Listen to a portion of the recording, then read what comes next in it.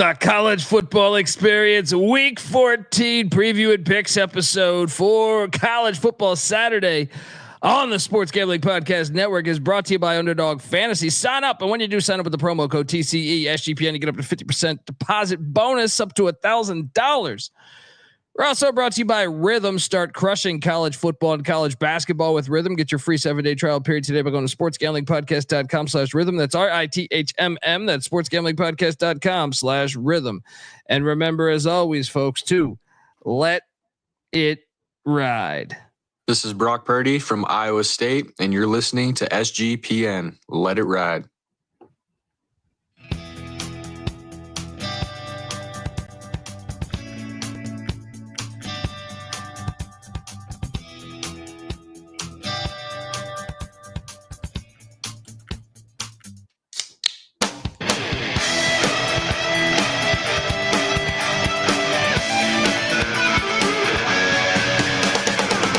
Yes, yes, yes. Woo!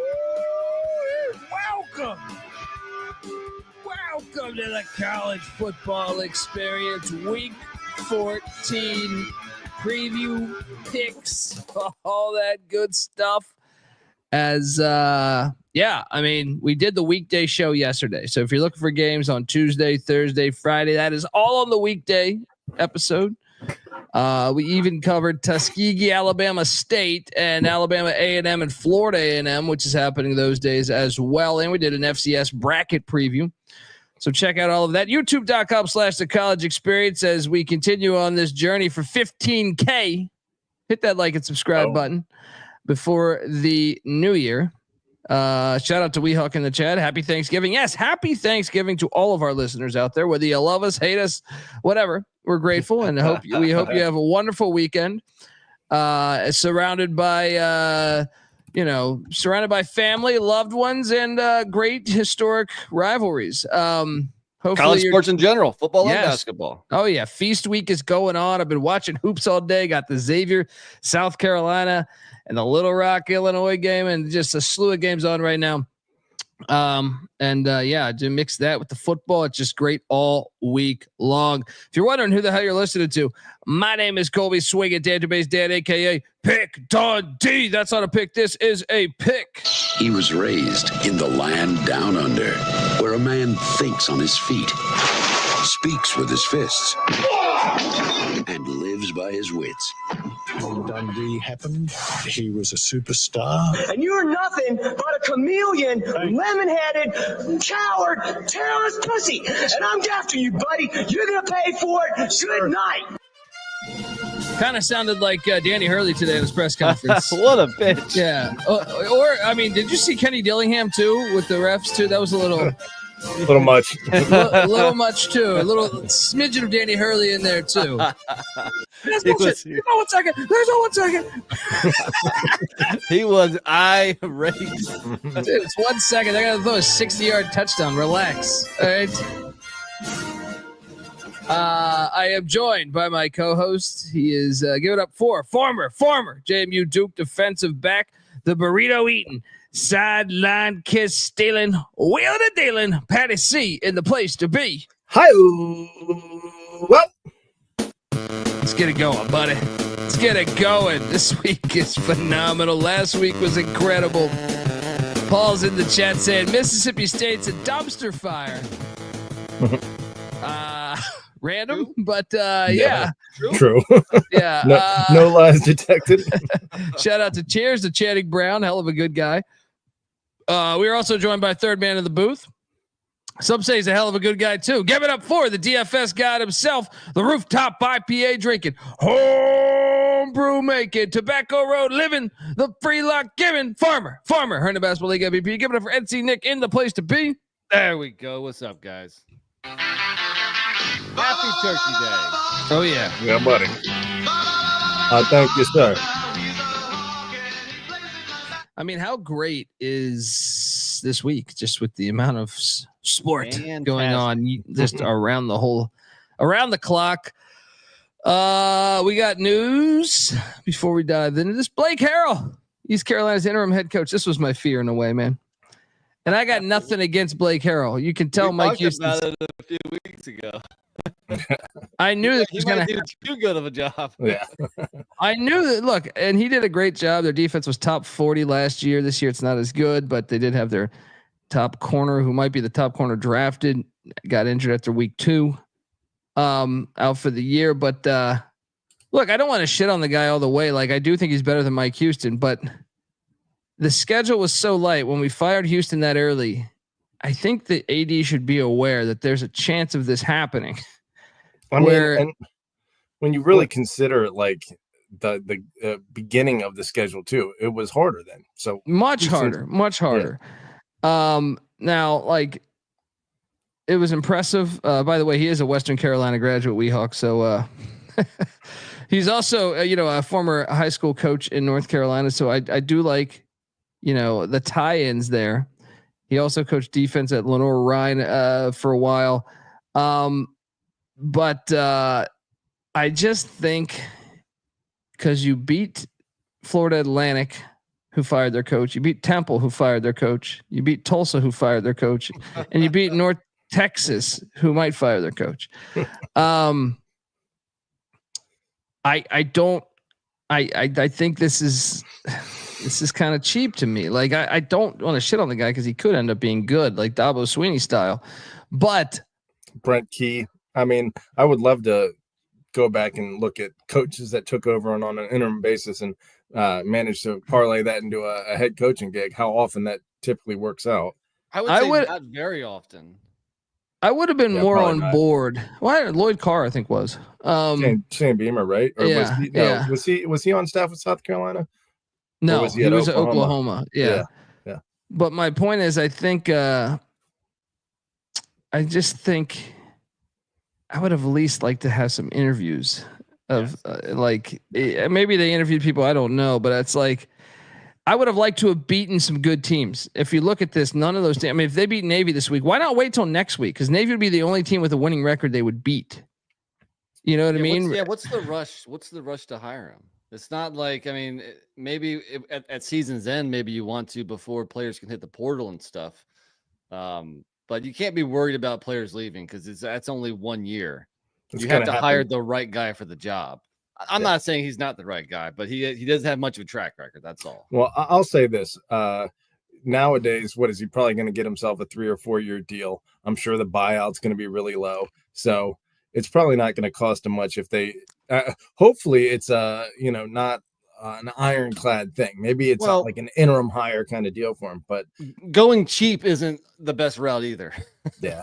I mean, that's my fear is like, okay, this might be a cheap hire and it might work out, but I just feel like you have more money than a lot of other teams in the AAC. You have more resources. You have a bigger enrollment. I know you're in a small town, but you do have like way more of, like, people have said this. Their NIL collective is like, it's not Tulane or UTSA, but I think it's up there. Like Memphis, Tulane, UTSA, I think are ahead of them, but they would probably be 4th. They should be able to get a pretty proven coach, I would. Let's hold Colby to the fire. It's 2028. Is he the coach of ECU? I'm going to say yes. Wow. And the main reason why is every other team is firing their coach. So it's like, could you beat these teams? Like when I look at how they should be in the AAC, Memphis might not be in the conference that long. UTSA should be better than ECU or on the same level as ECU.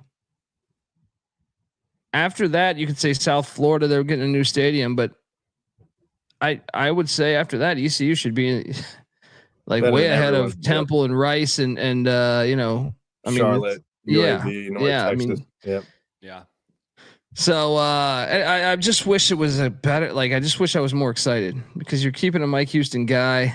Does that mean our kick game's still going to be shit? But I don't know. I mean, we'll talk more of this when we grade our coaches. But also wanted to highlight the FCS playoffs, which are happening this Saturday. We have some bangers here. The first round, if I can quickly pull up the bracket again, I wanted to ask you guys your thoughts on what you got shaken out among the FCS. Let me pull up this bracket here.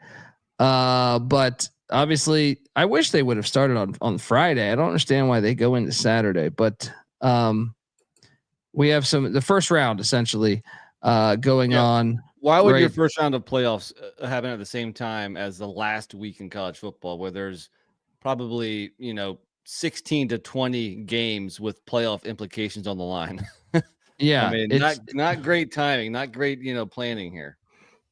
So there we go, right there. There's our bracket. Montana State with the overall 1 seed, North Dakota State with the 2 seed, South Dakota State with the 3 seed, South Dakota with the 4 seed, UC Davis with the 5, Incarnate Word with the 6, Mercer with the 7, Idaho with the 8, Richmond with the 9, Rhode Island with the 10.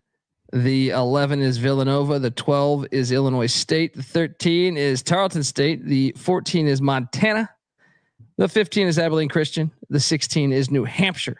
Those are your 16 seeds. And then after that, the other 8 teams are UT Martin, Tennessee State, Eastern Kentucky, Lehigh, who won the Patriot and took the goalpost 4.5 miles to a river and threw it in. It was fantastic. SEMO, Southeast Missouri, Drake, shout out to the Bulldogs, Northern Arizona in Flagstaff, Central Connecticut State. Some say they're the real Blue Devils. And that's what we have. So Saturday, not only do we get Grambling and Southern, folks, and just a legendary rivalry in the SWAC, we also get all those first round matchups. Illinois State, Southeast Missouri State, NC Nick. No line yet. They'll be out soon. It's too early. You got a teeter? I would probably go with the home team here. I mean, both teams come in 9-3. Geographically, they're kind of in the same region.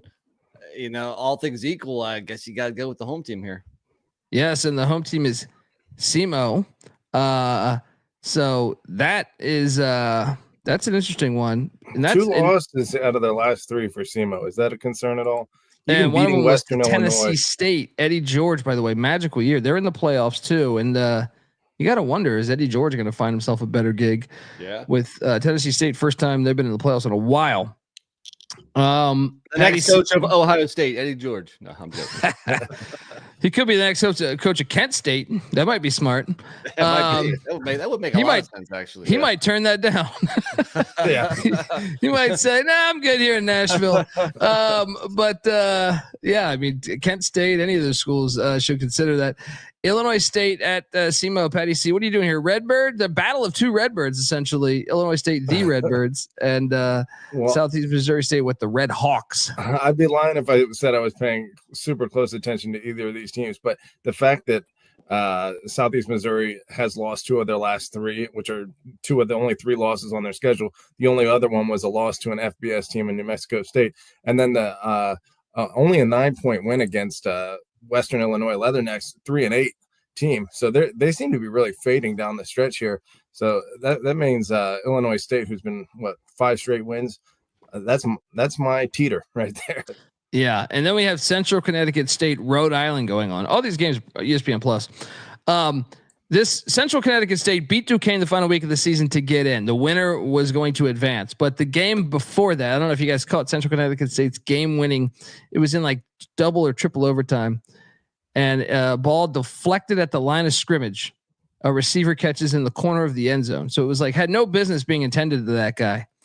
And they advanced, and then they shocked Duquesne last week. CJ Sullivan's still upset about that one. And now they're heading to Kingston, Rhode Island to take on these Rams.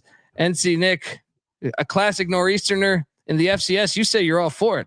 I'm cool with Northeast football in the FCS. And I recall the Central Connecticut quarterback, Brady Olson, back from his UMass days. Actually had a pretty good freshman year, and then things kind of fell apart. You got to go Rhode Island here. Come on. Fake Blue Devils? Nah. Patty, what are you doing here? Who are you going for in this one? I'm looking for tuck jobs to really judge these teams by.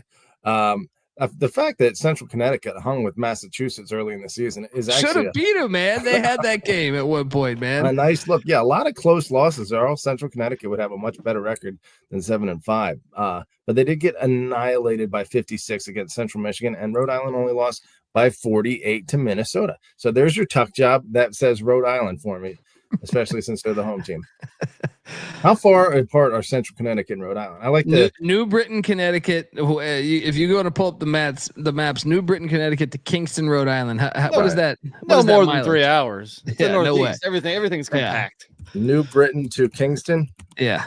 I'll get pulled up in a second, but keep it moving. Paul wants a first round tuck job. He's here for it. Kingston, Rhode Island. Yeah. Kingston South, Kingston, Rhode Island. That is an hour and 26 minutes. Hello. Good to see the FCS. Regionality is still a thing. Not here though, because UT Martin is taking on the New Hampshire Wildcats. NC Nick, what do you make? And by the way, I teeter towards Illinois State and Rhode Island. UT Martin against New Hampshire. UT Martin beat an FBS in Kennesaw State. What do you think they do here with New Hampshire, NC Nick? I don't think they want to go up to New Hampshire in late November. I think you're going to get at least, some cold ass weather, if not some participation, some precipitation. And I value New Hampshire's win at Maine last time they're on the field. So got to go home team again. I think I'm with you. Little Tennessee boys going up to the cold weather. And we're going to talk more about that in a second, but and we will get to the FBS games that people are tuning in saying, what the hell are they talking about? Yeah. We're just running through these. I really love the FCS. It's where my heart's at. In 20 years, that's where we're all going to be watching. Patty C, UT Martin, New Hampshire. What are you thinking? Again, I'm relying strongly on tuck jobs, and some of these tuck jobs are 13 weeks old. So it's the same as the FBS. Well, at least I have some stats to back that up too. I mean, the fact that UT or New Hampshire struggled worse with UCF than. And UT Martin had a decent performance against KC. I mean, they got throttled, but it was a much better performance. So, they beat Kennesaw too. They beat Kennesaw in FBS. Okay, there you go. The Skyhawks on the road. They're going up north. They're going to buck that trend of Southern teams not being able to handle that weather. I want this pilot. It's a matter of national security. I want to ask you, Grambling's 5-6, Southern 7-4. Obviously legendary rivalry. This game is on NBC. That get your ESPN Plus bullshit out of here. Awesome. Well done, NBC. Yeah. Grambling? Nick, are you a Grambling guy or are you a Southern guy? Well, with us being old Redskins fans, I think we're all Doug Williams guys. Yeah. Doug Williams was a Grambling man. Eddie Robinson, a fucking legend. True. I got Grambling here. Yeah. Yeah. Patty C, how about yourself? Grambling or Southern? I'm team Grambling as well. Oh, Grambling has just 1,000% one of the coolest uniforms in all of college football. However, Southern is, the older I get, the more I appreciate their utter flamboyance. Still, I got to go Grambling here. Eastern Kentucky, the Colonels tried to get in the FBS. Western Kentucky blocked them. It's fun, chippy little. They're heading to Villanova. NC Nick, you've been repping Villanova football since Howie Long. Little Brian Westbrook action. Oh yeah, man. They've had guys. Patty C's had a few JMU seasons ruined by these Wildcats. You think it's going to go chalk with Nova, Nick? I think so. I hate to be chalky, on most of these games, but again, I'm going to go with the home team up north. Patty? Yeah, I'm looking for anything on this schedule that indicates that Eastern Kentucky might have a shot. But at the end of the day, I think it'll be a good game. But give me Villanova at home. Lehigh, they stormed the field. They took the goalpost 4.5 miles. Now they got to head down to Richmond, Virginia, to Robins Stadium, where they lost 30-6 3 years ago. Ken, the Mountain Hawks, weren't they? Didn't they used to be called the Engineers? Head into Richmond to take on these Spiders and pull the upset. I do think Lehigh's going to give them a game, but Richmond's been red hot down the stretch here. I'm going to go with the Spiders. NC Nick, what are you doing here? Yeah, plus it sure seemed like Lehigh Super Bowl was last week. I think it's hard to get up 2 weeks in a row. I've been on that Spider field, and I think they get it done at home. Patty C, you repping your boys? Well, I mean, who's my voice? Is that Lehigh? Richmond. They've Richmond. ruined that was a rival of JMU's, right? Oh yeah. They're a very respected rival, very hated. I will say this: when I saw Lehigh at the beginning of the year, and we didn't know how good Army was, I was still really impressed with Luke Yoder, the running back. And I don't know if Hayden Johnson was the quarterback then. I'm guessing so. Both of those dudes stood out, but especially Yoder. That said, I think you're right. Richmond is just way too hot. What is it? 10 straight win or 10 they straight just wins. shit on William and Mary, and William and Mary was in a position to make the playoffs in the Capital Classic there. Drake, Tarleton State. Can these Drake Bulldogs, these pesky Drake Bulldogs with old Felix Wright, the old Brown safety as an alum, can they head into Tarleton, Texas and upset the Texans there?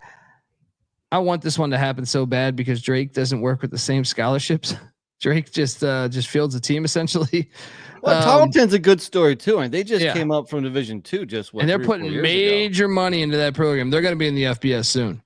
I think it's hard. It's hard to fade those Texans. Yeah, I think you got to take the Texans. Where do we say Drake was located out of? Des Moines. Des Moines. No, same difference. It's right on the border. What does Gene Hackman say in Unforgiven? He goes, yeah. The guy, someone says, "Where you been?" And he goes, "Well, I thought I went to hell. Turns out I was just in Nebraska." Weehawks got that line up on FanDuel. Drake's catching 15.5 at Tarleton. You know what? I'll have them cover that. I would love for Drake to win that game. How good is Moorhead? Because that's one of their only other losses aside from South Dakota. Not that good. Okay, so yeah, if that's any indicator, I guess Tarleton is the play. One of the games I'm most excited about, Northern Arizona, is at Abilene Christian. This is a fun game, man. This is a really fun game. I'm gonna teeter with that Abilene Christian with Maverick MacGyver at the quarterback spot. Remember, they almost beat Texas Tech, took them to overtime, I believe. That alone is worth taking Abilene Christian. What? Just Maverick MacGyver, or taking Texas Tech to overtime? Both are very strong plays. And see, Nick, what are you doing here with the Abilene Christian Northern Arizona game? Here's my one road team that's going to win. The Lumberjacks have won 5 straight. Got a little quarterback named Ty Pennington. Oh yeah, let's go. Maybe Chad's cousin, maybe not. Give me the Lumberjacks. Patty C, what are you doing here in Abilene, Texas? Actually, you know what? Looking at the entirety of their schedule, I do have to agree that Northern Arizona has been slightly more reliable, and their losses have been against pretty good competition. Only lost by 12 to Arizona on the road, Montana by 11 on the road. Those are solid losses. Oh, they blew a big lead in that Montana game too. It looked like Idaho by 6. Idaho, Oregon got a bye week. Yeah. So shout out to Cody Frazier. What are you doing in Arizona? All right, you know what? Maybe you guys swayed me. Give me those Lumberjacks. Just I just don't like taking a dome team.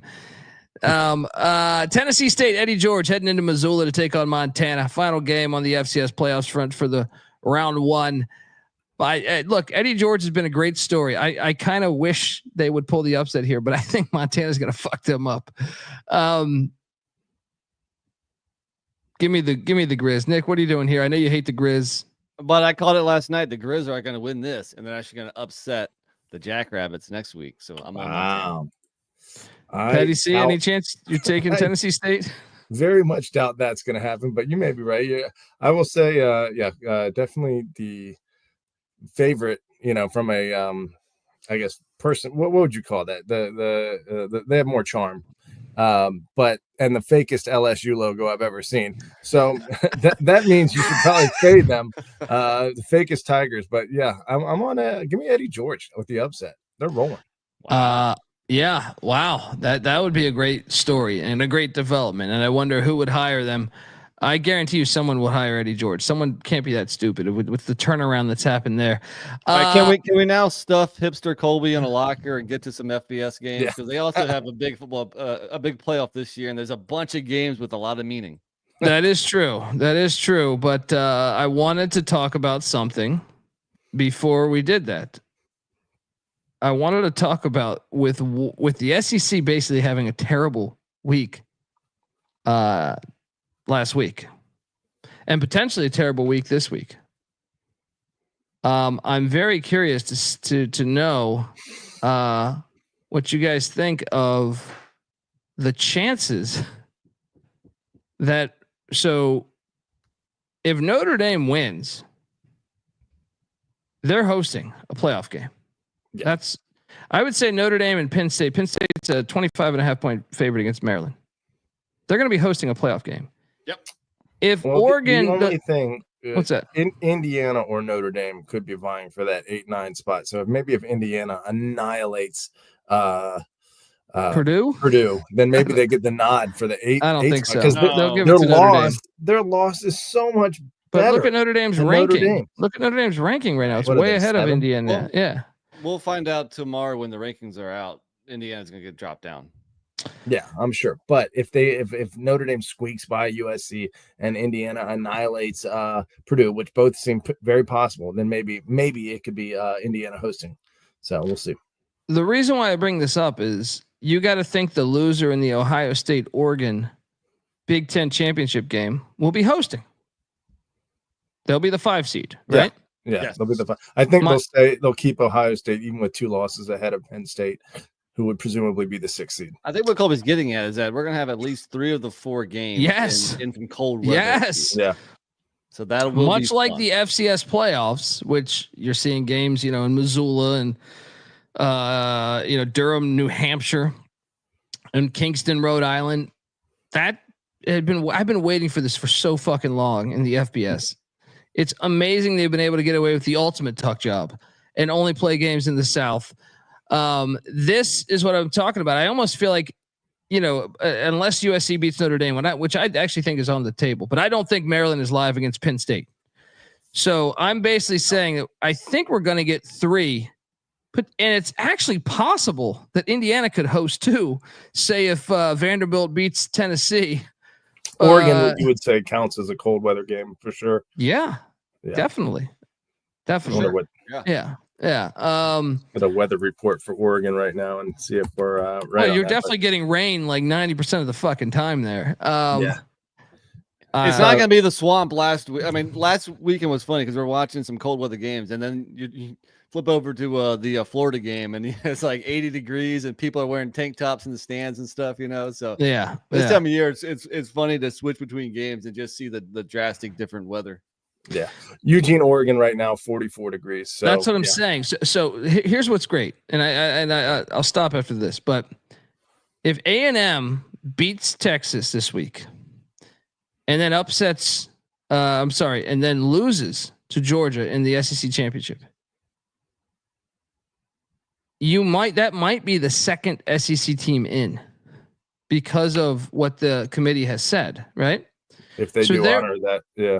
Therefore, you would then have to have them playing away because they have 4 losses. Yeah. And that might be a home game for the Indiana Hoosiers or, that's what I'm saying. So you could be in a scenario. You could see a scenario where I think it's going to be 3 at the end of the day, but you could see a scenario where 4 games are in cold weather. God damn it. Football is finally back. All right. The way it should be. The game was invented in fucking New Jersey. All right. So figure it out. I just think that's so cool. Can you imagine like Notre Dame Stadium to me is one of the best stadiums in the world. It's classic. And think of the Golden Dome, the only good dome out there. Right. then Happy Valley or Eugene or Columbus. So it's either going to be the Shoe or Eugene. Oh my God. Can you picture playoff games there? Will opposing fans be mad if the home fans, take snowballs and throw them at their team?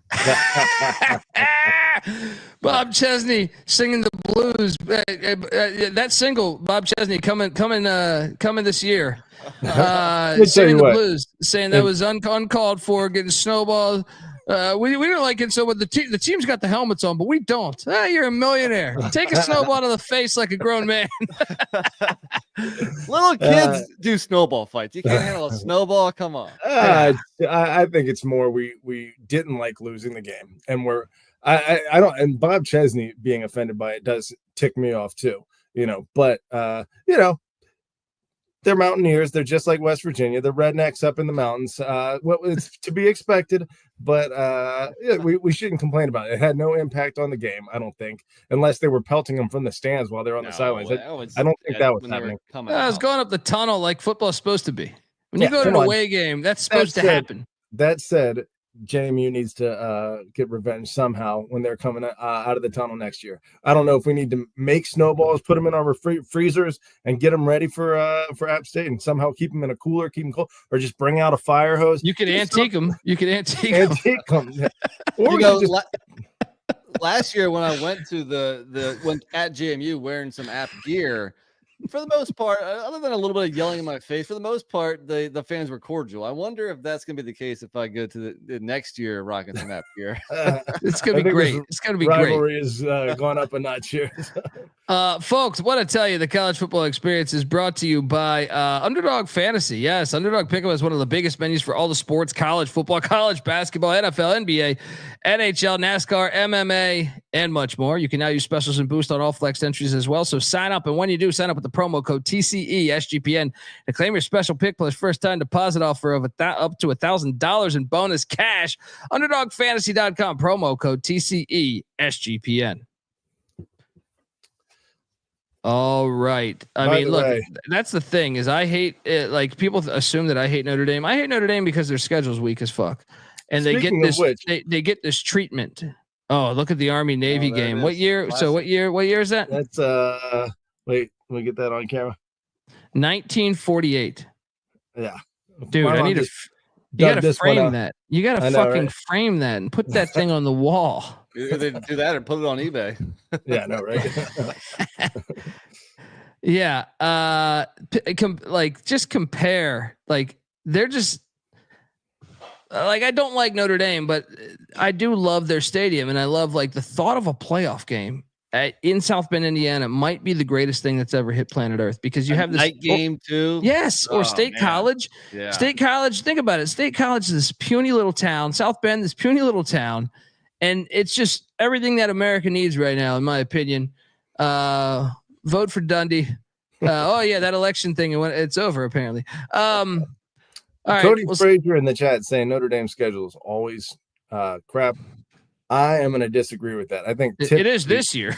Yeah, this year, and it didn't pan out. I don't think they made it that way. Florida State was just 13-0 last year. That should have been a quality. Even if it was Florida State, I think it's a weak schedule. Coming into the year when I thought Florida State would be, I mean, I was on the under of Florida State, but I'm saying when I thought they'd be a 9-win team, I still thought it was a very weak schedule. That's why I took Notre Dame's future to make the playoffs because I was like, this schedule's dog shit. I don't think this year was typical of Notre Dame's schedule. I think typically they have like 4 or 5 blue bloods that they try and.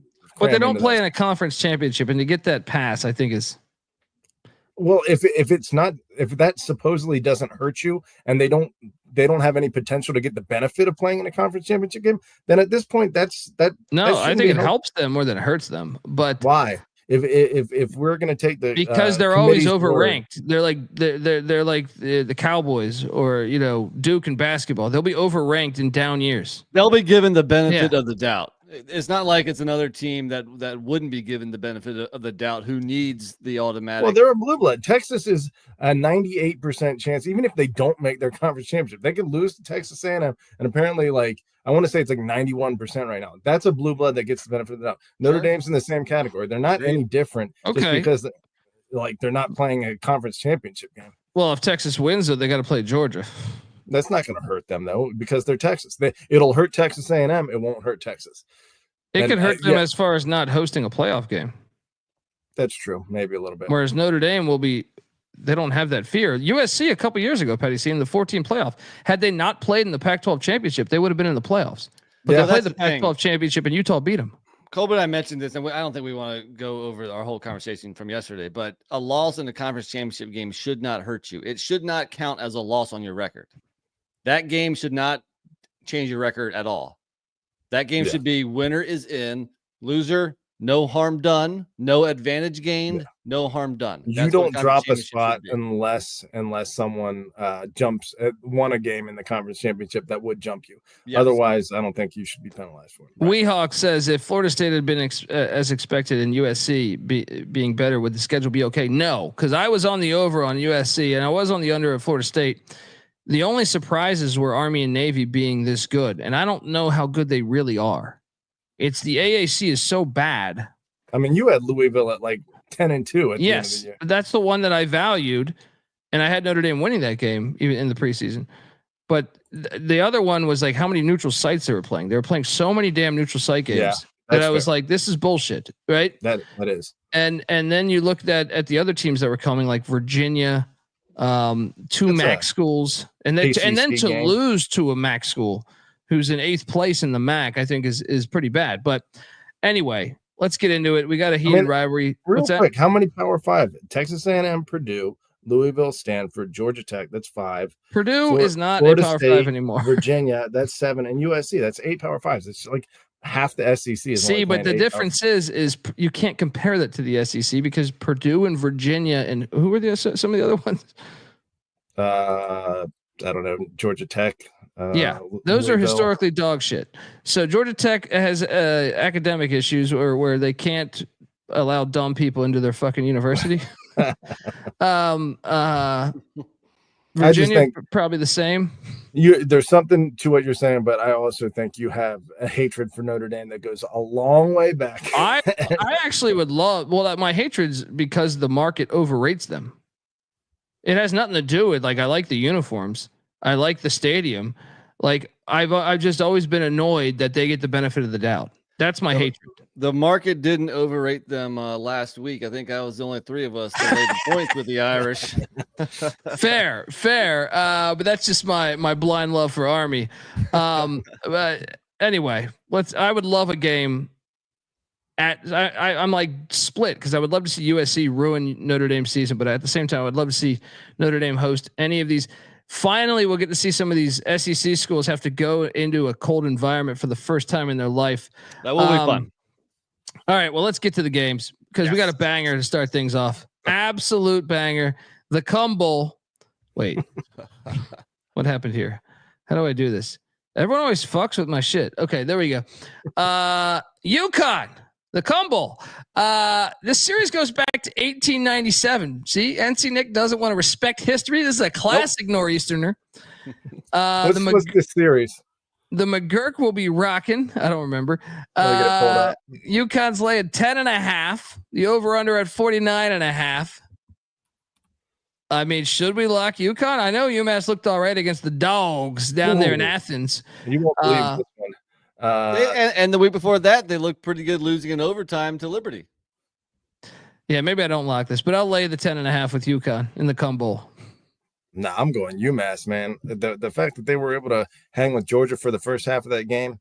I mean, yes, Yukon looks good, but I think UMass is playing pretty good ball. They're hosting the game, and let me spit this one out. I mean, obviously I don't think Wikipedia counts the FCS games, but 37-38 in UMass's favor all time among FBS. So a great rivalry.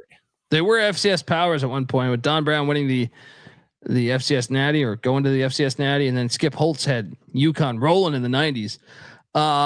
NC Nick, what'd you say? What are you doing here? I'll be on Patty's side. I think UMass has showed that they're a solid team the last couple of weeks. I think they covered this at home. Any chance you watch any of this, Nick? Nope. Not a minute. He's such an asshole against the Northeast. We're about to go through all the games at noon. You think I'm going to watch some Yukon UMass? 8 wins for Yukon's a big deal, buddy. Congrats to them, but that was my number 1 lock over, by the way. Subscribe to the College Football Experience. Michigan, Ohio State. Look, this has been happening the same amount of time as Yukon UMass, and they get no respect. This Yukon UMass game gets no respect. They've been playing this thing every year too. They hate each other even more. Michigan getting 21 points in Columbus. Word on the street is Noah Beanick's going to be at this game. He's definitely going to have a black eye or two by the time he gets back. But he's the Wolverines got Biff Poggi on the sidelines. The first week with Biff Poggi, they scored 50. The offense was challenged. Coincidence? Yeah, unbelievable coincidence. They're catching 21 in Columbus. Man, 21's a lot of points, man. Give me Michigan. Patty, you're closer to the scene. I know. Shout out to Cody Frazier. He's a Michigan fan. Patty, you're a closet Michigan fan.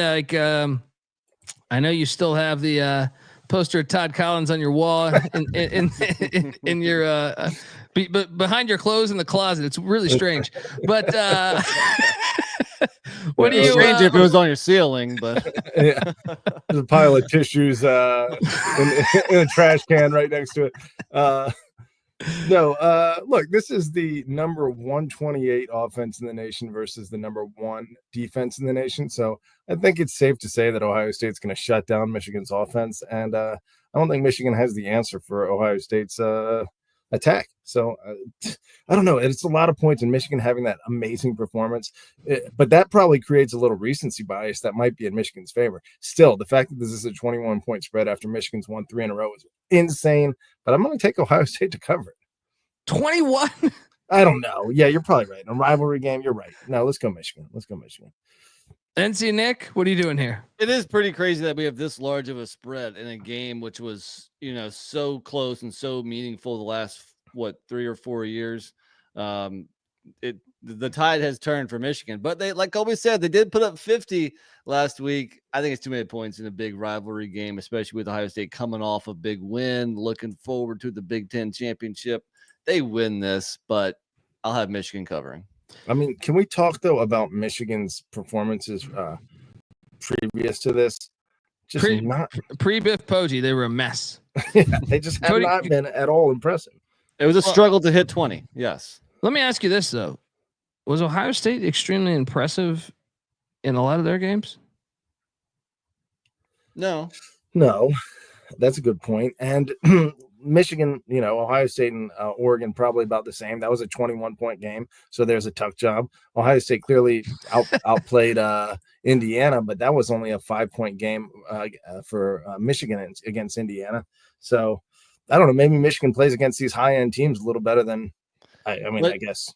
Does Ryan Day need like a complete ass whipping? He does, as Cody Frazier says, crying day. But everyone's not on third base. But if you pair a complete ass whipping, I'm talking like a 44-10 win here with the Indiana win last week. I think a lot of people are jumping back on that. Buckeye he's off the hot bandwagon seat at that point. Yeah. I'll still ride Michigan here, but I'm not betting this game because Ohio State burned us all last week. Weehawk saying, "What's the Poggi story last week?" Well, he got fired from Charlotte. Was at practice, even though he was fired. And then he went to. He tweeted out that he's going to be with his dear friend. What's my guy's name? The head coach of Michigan right now. I'm drawing a blank. Yeah, Sharon Moore. My Sharona. I almost said Doug Marrone, the old Syracuse head coach. Anyway, he said he was going to be there on the sidelines coaching up Michigan. So he was, and they dropped 50. And that's awesome. I didn't hear that story. That's amazing. You didn't know that? Okay, I didn't know that. Yeah, he was on the sidelines for Michigan last week. Up. Yeah, that's like 3 days after he got fired. Doing what he's doing, dominating. All right, can you blame him? Was he supposed to go wallow in his miseries? No, supposed to go to Zaxby's and just hang out back on that field. For some reason, I was thinking they were playing Charlotte, so that's not that much. So no. Yeah, no. Against Northwestern, no. Yeah, go do your thing, Poggi. Yeah. It's like Holgerson at Nebraska. He was at TCU as like an assistant, an offensive analyst, and then Nebraska says, "You want to be OC?" He's like, "Yeah, goddamn right I do. Give me a bunch of money. I'll be up there right away." All right. I will say this: Indiana is kind of a team that spreads the ball around a little bit, and I mean that's irrelevant actually to the point I'm making. Indiana was able to stop Ohio State's rushing offense. I thought a lot. Even when Ohio State was able to gain yardage through the rush, there was a point where they, broke through and had a long drive with a lot of rushes, but most of the game they were scraping for rushing yards, and they were, finding narrow alleyways when they did get him. I think Michigan will probably stop Ohio State's rushing game. I got to be honest. If Michigan won this game, I think it would probably be my favorite storyline of the season. Yeah. It would just be like one of my favorite things is just sports misery. So like everyone's beating Michigan, and Ohio State like, $35 million roster. We're going to go in there. We're going to fuck them up. And then like everyone, the 21-point spread, and if they were to lose outright, it would just be hilarious. So great.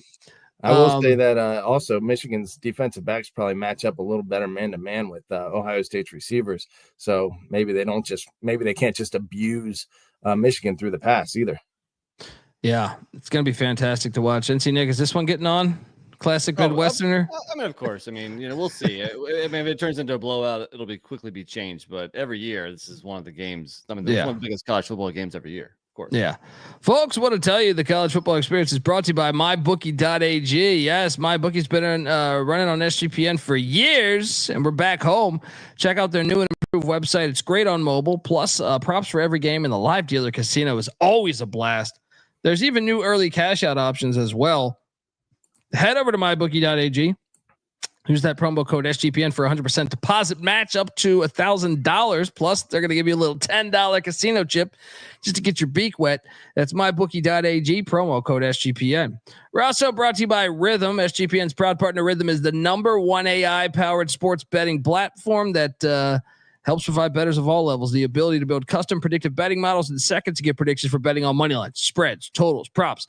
You can copy one of the top performing models from the leaderboard, or you could build your own like old Pick Dundee here, and then they'll adjust around that.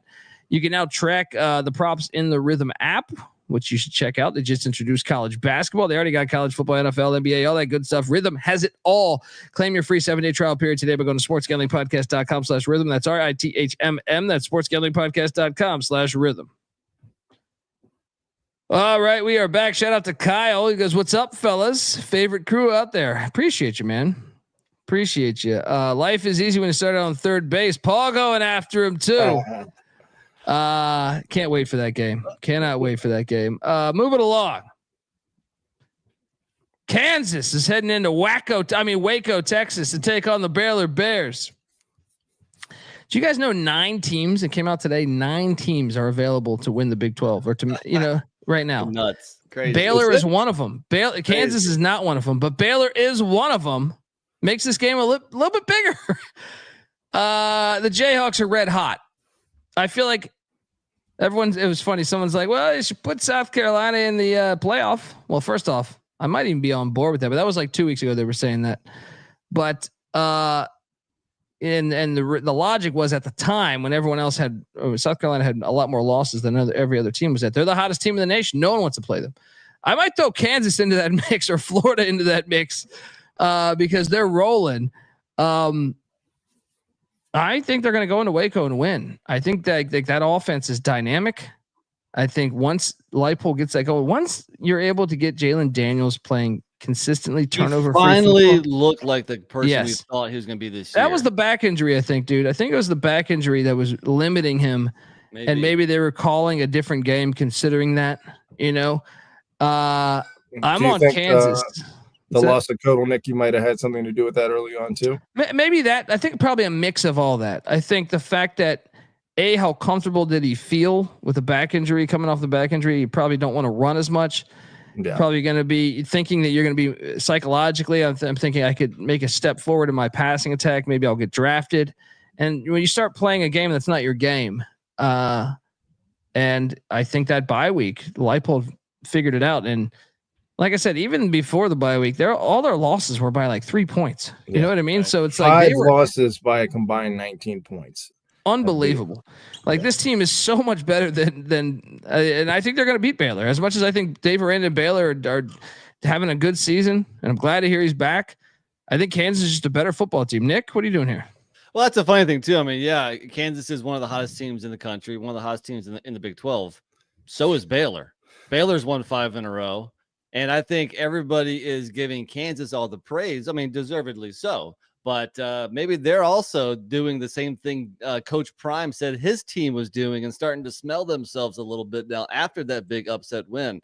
Meanwhile, Baylor just keeps on chugging along, picking up W's 5 in a row. Like I said, I'm going to go Baylor. Actually, I think Baylor surprises Kansas, and now, Kansas no longer the dog. I mean, I guess technically they are here, but I think most of the public is going to bet on Kansas. Yeah, I'm going to go Baylor. Kansas is fighting for a bowl game, buddy, and True. I think that's their thing of at that bye week. We went out, we go bowling. I think they're too good of a team not to be bowling. I would even say this: if they put a 5-win team in, and I know they'll always look at Rice or Wake Forest or some shit, I think Kansas, with hands down, should be that team. If they miss out on a bowl, put them in. Weehawk, obviously a big Jayhawk fan. It's a very frustrating season, but the last few weeks have been fun. Patty C, what are you doing here? Three straight top 25 wins for Kansas. Pretty darn impressive for a team that started like 1-5 or something. Yeah, pretty crazy. Now, equally, Baylor started 2-4, I believe. So under the radar that they've won 5 in a row, and have a chance to play in the Big 12 championship game, depending on how things break out. So that's wild, and they have been playing well, beating solid teams. So the fact that they're favored here, I think Nick has a good point that maybe Kansas, but you make a good counterpoint. I think Kansas is going to, keep their motivation to go bowling. So I just think Kansas has been so impressive. I have to go Jayhawks here. Let me ask you a question, guys. If Kansas played Notre Dame on a neutral tomorrow, who the fuck would you take? It's a great question. I think Notre Dame's the wrong team to choose because Notre Dame's playing really well too. It'd be a fun game. I mean, it would definitely be a fun game. I would favor Notre Dame by maybe 4 or so. Vegas might favor Notre Dame by more than that, but I wouldn't. I think it'd be a fun game. If Kansas played Miami tomorrow, I'd probably go Kansas. I think so. Yeah, I think Kansas could fuck up Notre Dame too, man. I don't know that Kansas defense is not that bad this year. The years prior, it was worse. The defense was good even in the shitty part of the season. You know what I mean? Like they did. That was improved the whole time. It was the offense, but I don't know. I think it would be fun. Let's get that 64 team playoff Coach Leach always talked about. Moving along, Illinois, Northwestern, Wrigley Field, the way all college football should be. Not all. I'm joking. Not all, but a lot. All right. They should play. Once again, I will reiterate this. Hey, college football playoffs, if you're not going to do home games in the second round, which you should, then I demand you use some damn sense and play at some classic venues like Franklin Field, like Harvard Stadium, like Wrigley Field, like Yankee Stadium, some classic places that tell the tale of the sport, not some bullshit, where you can hit J. Crew on the 3rd floor. All right. Illinois laying 7.5 in Wrigley. Give me Northwestern.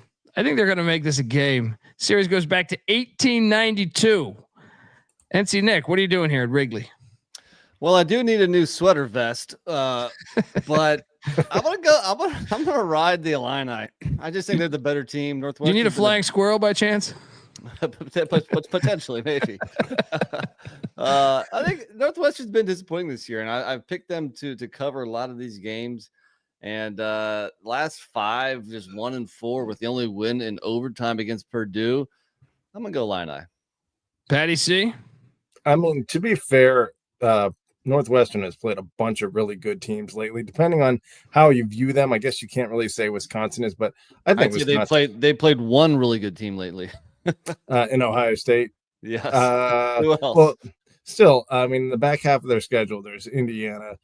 I guess Wisconsin and Iowa can't be considered really good teams. Iowa can be. Whoa! Yeah, Iowa's a good team. At Iowa and at Michigan, still tough. So okay, I see your point, Patty.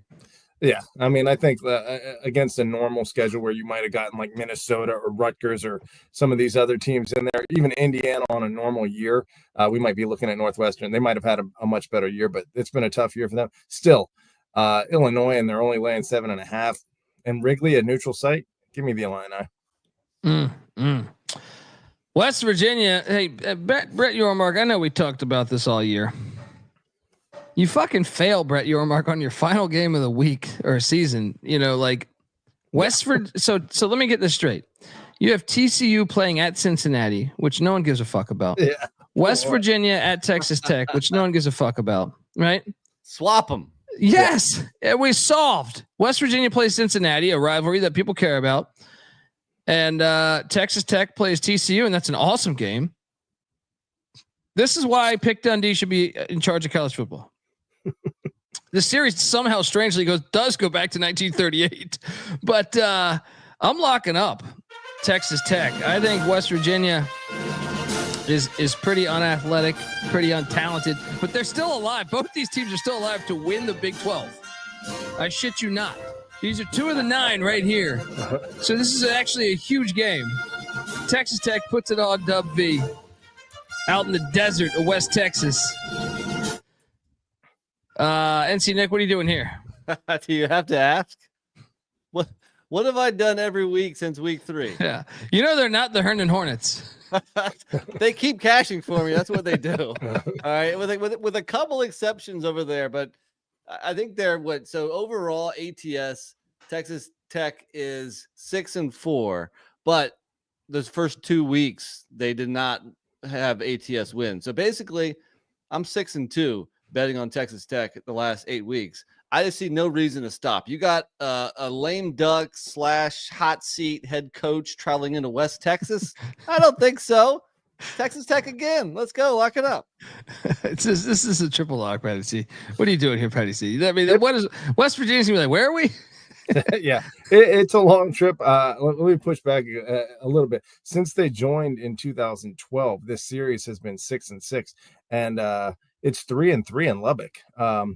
And the only time that's Cliff. That's your boy Cliff Kings, or the Redskins offense coordinator, not knowing what to do with a talented roster with Patrick Mahomes losing the fucking Dub V. What's going on here? That may be the case because they have won. Texas Tech has won the last 2 in Lubbock, 48-10 most recently 2 years ago. So, and I just think they're in a much better place. Although West Virginia not terrible, I think I'll lock it. I'll triple lock this with you guys.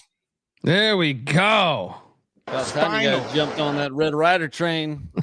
Red Raider train. Red Raider BB gun. Get that Red Raider BB. Triple lock on Texas Tech -3.5. Let's go.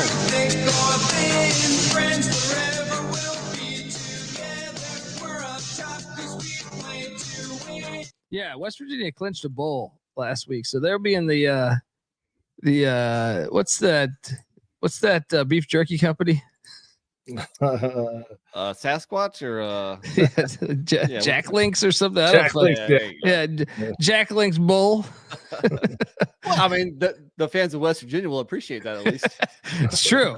That's true. If their athletic director's smart, you would quickly accept that one. Right. Lots of squirrel as part of the diet. Even Bob Huggins will be sitting there saying, "Huh? I'm in." Let's go. Duke, Wake Forest. This series goes back to 1889. This was happening, 10 years before Ohio State, Michigan, and no one's talking about this, NC Nick? Or are you showing up to honor the history of the game? 1889. If you want to break down as to why, because Wake Forest University or college used to be located in Wake Forest, North Carolina, which is about 10 minutes away from Durham, North Carolina, until the tobacco companies in Winston-Salem paid them to move their university 2 hour, hour and a half down the road. So, I mean, how's their cancer research department? hopefully pretty good. It just happens. I'm sure they do a tuck job here or there. But Duke's laying 4.5, dude. 4.5 now? Jeez. Wait, am I wrong? I think it was like 2.5 or 3 early in the day. Maybe it's up there now. Let me see if I got a. Does that seem like a lot? Okay. I'm showing 4 now.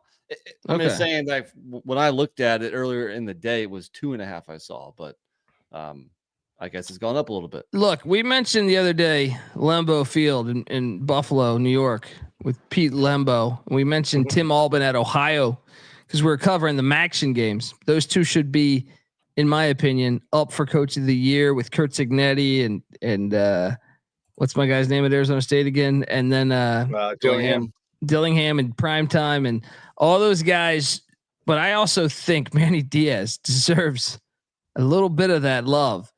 I mean, how many times has Duke, and think about that 1-point loss to SMU where they should have probably won that game. They would be 9-3 right now heading into this game. Or no, they would be 9-2 heading into this game. I'm on Duke, Wake Forest. is I do think the 4.5 makes it a little chippy. I think Wake could stay within that number, but at the end of the day, give me like a 35-28 type of game. Duke gets it done. NC Nick, what are you doing here? I'm going to go Duke too, of course, but this game actually scares me.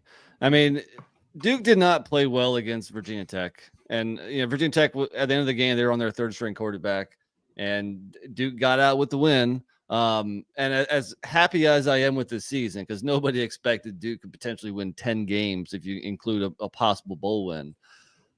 Is Duke really deserving of a 9-3 regular season record? Like their team, are they that good, or is it just the circumstances of who they play? Dude, I don't care if you're Duke. You own that all day. No, you can build on that. Yeah, for sure, of course. And I mean, the future is bright, I think. But that's why this game scares me, because I don't think, as much as I'm a Duke fan, I don't think they're really a 9-3 caliber team, which is why I think they could drop a game to Wake Forest, who's played a couple teams close the last few weeks, including Miami, even though that score doesn't look like it. So you're saying they're like Notre Dame?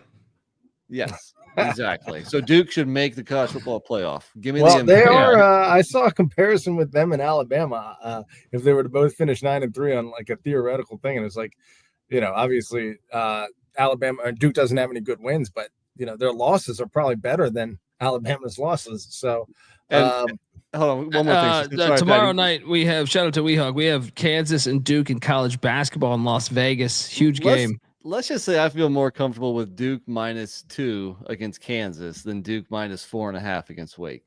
Well, let me ask you this then, NC Nick. If Duke played Kansas in football right now, who would you take? Look, I gotta admit and own it. I think Kansas is better than Duke. Yeah, I think I would lay like 6. Kansas might end up 5-7, and Duke might end up 9-3, but Kansas is better than Duke. And welcome to the illusion of college football. Well, let me say this. Let me push back a little bit, because Manny Diaz, I think, had really bad luck during his time at Miami, where he lost a lot of close games that could have gone his way. Like, buddy, they lost to like Central Michigan, hitting off the upright against. True. The Virginia game with that touchdown by Virginia stands out. But like at the same time, they lost to Florida International, bro. Oh, look, it doesn't mean they should have won every game, but I just think like in close games, things went really wrong for Manny Diaz, and they never went right for him while he was finishing up at Miami. This year, I mean, obviously not everything has gone right with the SMU game, but against UNC, they had a great comeback. So, he's finding a way to win close games, and I think there's something to be said for that. So, I think Duke, maybe your guys are sleeping on him. Nick has been prone to do that, and I'm prone to do that with some of the teams I like. So I actually think Duke is going to cover 4.5. So give me the Blue Devils. There we go. Oh, the Bayou Classic since 1951. Now, this one, high stakes in the Bayou Classic. Who would have thought? You got ULM looking for their first bowl game since goddamn Stan Humphries, I feel like, right? And you also have Louisiana. If they lose this game and South Alabama wins, Louisiana misses out on the Sun Belt Championship. This is high stakes in the Bayou Classic in Monroe at Malone Stadium. Louisiana's laying 9.5. That's who takes over the Sun Belt? Arkansas State would no South Alabama. South Alabama would get it. Yeah, we get they have the tiebreaker on Louisiana. Oh man, okay. Yep, okay. Big stakes. This is a big game. This is what you got to love about the end of the year. Especially imagine if we had like a large playoff with auto bids. This would be a super gigantic game. Then it's big, but it's not super gigantic right now. Patty C, I'm sure you give a super gigantic tuck job here. I do want to pull up the all-time series, because ULM or Louisiana Lafayette has been kind of a recent Johnny-come-lately program. If I'm not mistaken, they were pretty much garbage for a long time, but they had Step Fret Williams back in the day. Great pull. Look, Brian Mitchell. The great Brian Mitchell. Yeah, okay, that's a great one. Brian Mitchell's like number 2 on the all-time like NFL total yardage list, if I'm not mistaken, or really high up there. That guy gets no love. And they keep saying special teams is the real result of CTE. Meanwhile, he hosts like 5 talk shows. Yeah, that's okay. They want to spin it, they can spin it. And Patty C, weren't you telling us that the Redskins Cowboys game had a player with this dynamic safety kickoff that got knocked out on the first hit?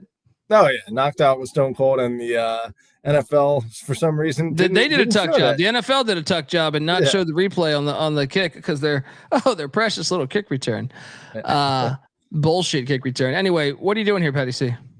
It does seem like a lot of points for a rivalry game, but still, ULM has crashed and burned, and Louisiana has been playing good football still. So give me the Raging Cajuns on the road to cover 9.5. NC Nick, Sunbelt specialist. Well, the home dogs were barking last week. Sometimes we don't see that happen 2 weeks in a row, but I'm going to take ULM here and expect this game to be a little bit closer than what people think. You know, the in-state battle, you got the pressure with the Raging Cajuns. Give me ULM to cover, make it a ball game. You know, ULM just got them 2 years ago, the last time they played in Monroe. So this series all time, 32-26. Pretty good series in the Cajuns' favor. All right, 31111 says, what are you doing, Colby? Right now, I'm hosting the college football experience. What the fuck's going on here? Maybe it means we're doing this game. Oh, I'm taking ULM in the points. All right. Yeah. Thought it was a broader question. What are you up to in life? Not like right now, but in general, what are you doing with your life? That's always in question. I can tell you. I you know what? Actually, it's not really in question because I'm joining a piss. I shouldn't have asked that question. I'm joining a piss party this Saturday. All right. Count me in. And the piss party's in Nashville, Tennessee. When these Vols, which are, by the way, I've been throwing a lot of strays at Notre Dame, but I think rightfully so. I'm going to throw Tennessee into that mix too, because they beat Alabama. Okay. Down at half. They had one good half against Alabama, won the game. They played nobody else on their whole fucking schedule. Besides that, they lost to Arkansas and Georgia. They played no one else, and they've not been pissed on yet by Diego Pavia. And they're in the path of the pisser. You know what they say? You can't escape the path of the pisser. So I'm going to this piss party down at the construction zone. Tennessee's laying 10.5, which is just ridiculous. What is best in life? To crush your enemies, see them driven before you. I am locking up Tennessee. I'm sorry, Vanderbilt plus 10.5 against Tennessee. Sprinkle the money line. This volunteer offense is candy ass. We've known it all year. You got to go to take on Clark Lee. I'm sorry, the pissing never stops with Diego. They covered last week. This time they're getting the outright win. NC Nick, what are you doing here? Well, the funny thing is, I mean, it seems like once Diego Pavia got all litigious, Vandy hasn't played as well. But they did cover for us last week, and this might be the last chance to bet on the pisser, who does specialize in wet work. So I think we got to roll Vandy here, man. Let's go, lock it up. Boom, double lock. Patty C, could we have a triple lock there at the construction zone? Bring your hard hat. You're going to need your hard hat, not for the forklift, but the amount of piss that's going to be. There'll be a lot of splatter. Oh boy. Well, I mean, beating Auburn a couple weeks back was a good look for Vandy, and then obviously the Texas game was impressive. South Carolina somehow slaughters everyone, and then that LSU game was pretty impressive, even though LSU's star has faded a little bit. I will say that anyone calling a top 10 rushing offense a candy ass offense is that's unusual. Nobody. They've played. They're not. Look at the games. They've played good competition. Let's take a look here. Like look at their offensive outputting. Even against Oklahoma was nothing. Yeah, you know what I mean? Like, impressive. Just because you scored 77 against Kent State, you're diluting those fucking numbers. And the worst part about it is, I know the committee looks at these numbers, and it drives me crazy. It drives me absolutely crazy but you could put the two worst teams in the FBS, UTEP and Kent State, and mix that with Chattanooga, and dilute those fucking numbers. You can dilute those numbers, man. And that's why no strength of schedule should be trusted. No strength of schedule should be trusted. All of that stuff is a ploy. It's a ploy to help sell the SEC or whatever, the Big Ten, depending on how whoever's promoting it, what strength of schedule they're using. Now, I will say I have a nice ticket on Dylan Sampson to lead the SEC in rushing, which certainly looks like it's going to cash. He is a hell of a running back, so I see Patty's point that Tennessee does have a strong He is a beast, ground game. but their passing game is complete ass. True.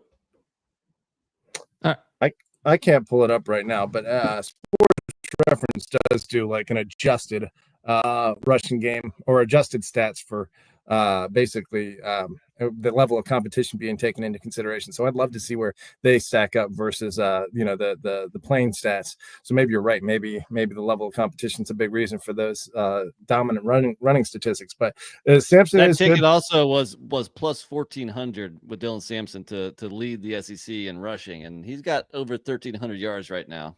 Is he leading it right now? He is. Yes. All right. Nice. Look, I think it's too many points in Nashville. Give me Vanderbilt. I'm just going to try to prove this point to you here. Against Oklahoma, they had 345 yards of offense, right? Mm-hmm. Against Arkansas, the very next week, they had 332 yards of offense, right? Against Florida, they had 361 yards of offense. Right. Even against Bama, which they somehow won, they had 314 yards of offense. Right. And against Georgia, they had 319 yards of offense. Yeah, those aren't. How good. the hell are you top 10? Oh, let me figure this out for you here. You played Chattanooga. Let's see what you did on the offensive side of the ball there. Let's see. 718 yards of offense. Okay, let's go to Kent State. I'm sorry, Kent State. 740 yards of offense. I wonder what you did against UTEP. Let's go to UTEP and 450 yards of offense. I'm actually impressed by UTEP. You also played a terrible Mississippi State and NC State team. Mississippi State 2-9. What'd you do offensively there? 452 yards of offense. Yeah, all their 400 plus outputs have been against terrible competition. Yeah, NC State 460 yards. So this is what I mean by diluting the numbers, and the fact the committee quotes these numbers bothers me. It bothers me, man. Fair. Anyway, we all going Vandy? Triple lock? Yeah, I'll lock Vandy. All right. Took us a while to get there, but triple lock. Yeah, that's the whiskey talking, huh? I think I made a good point though. I do better with whiskey. I'm like Roy Munson. Let's go. Triple lock on the Vandals.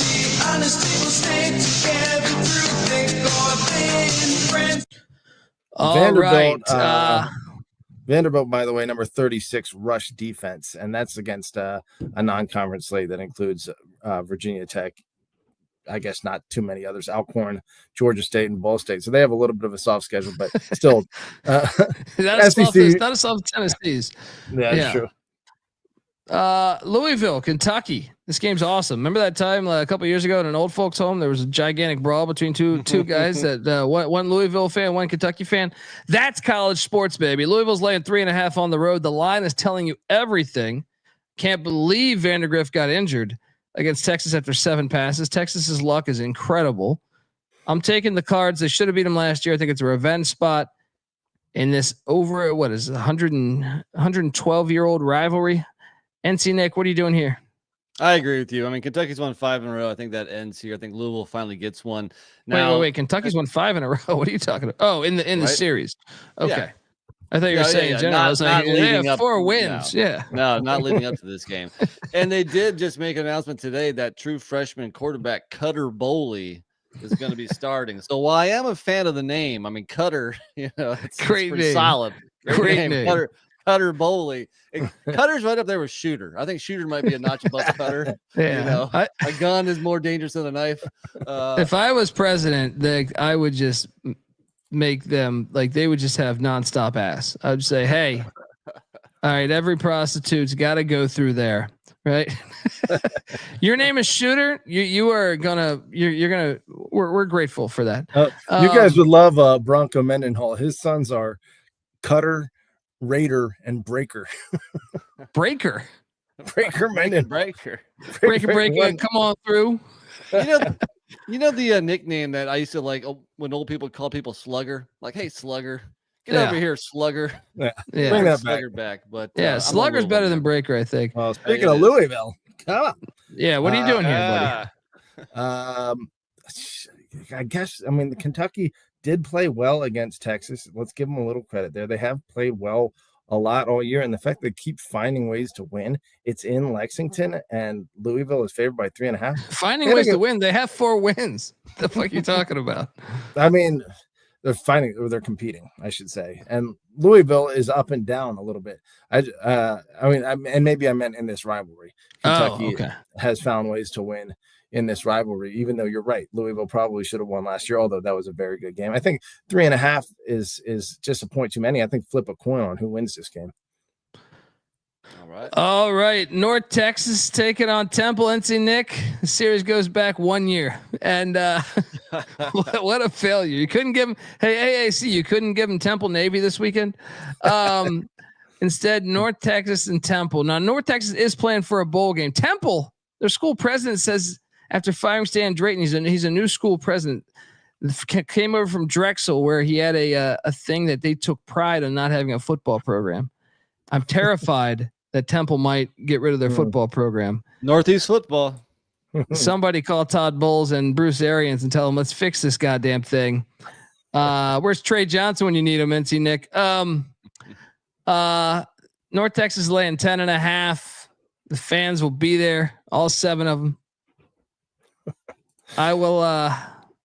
You know what? North Texas sucks. They're going to this cold ass place. Give me Temple in the points. Nick, what are you doing here? I agree. This is a trip that nobody wants to take in November. It's an empty stadium. It's going to be cold. They don't want to come up to Philly. I'm on Temple here. I mean, North Texas has lost, 5 in a row, I think. I mean, how do they respond from that second half debacle against ECU last week? I ain't laying 10 points with them. No way. Temple. Yeah, and our right saying Temple backed out of their new campus stadium plans today, apparently. That's fucking horrible, man.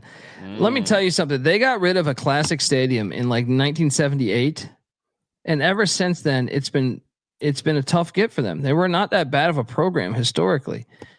I think the 12-team playoff, I think if the school president is listening to this, which he's definitely not, I think like they're going to only expand this playoff in due time. And right now we're talking about Army, Tulane, and Boise all in the mix, and UNLV all in the mix to make the playoff.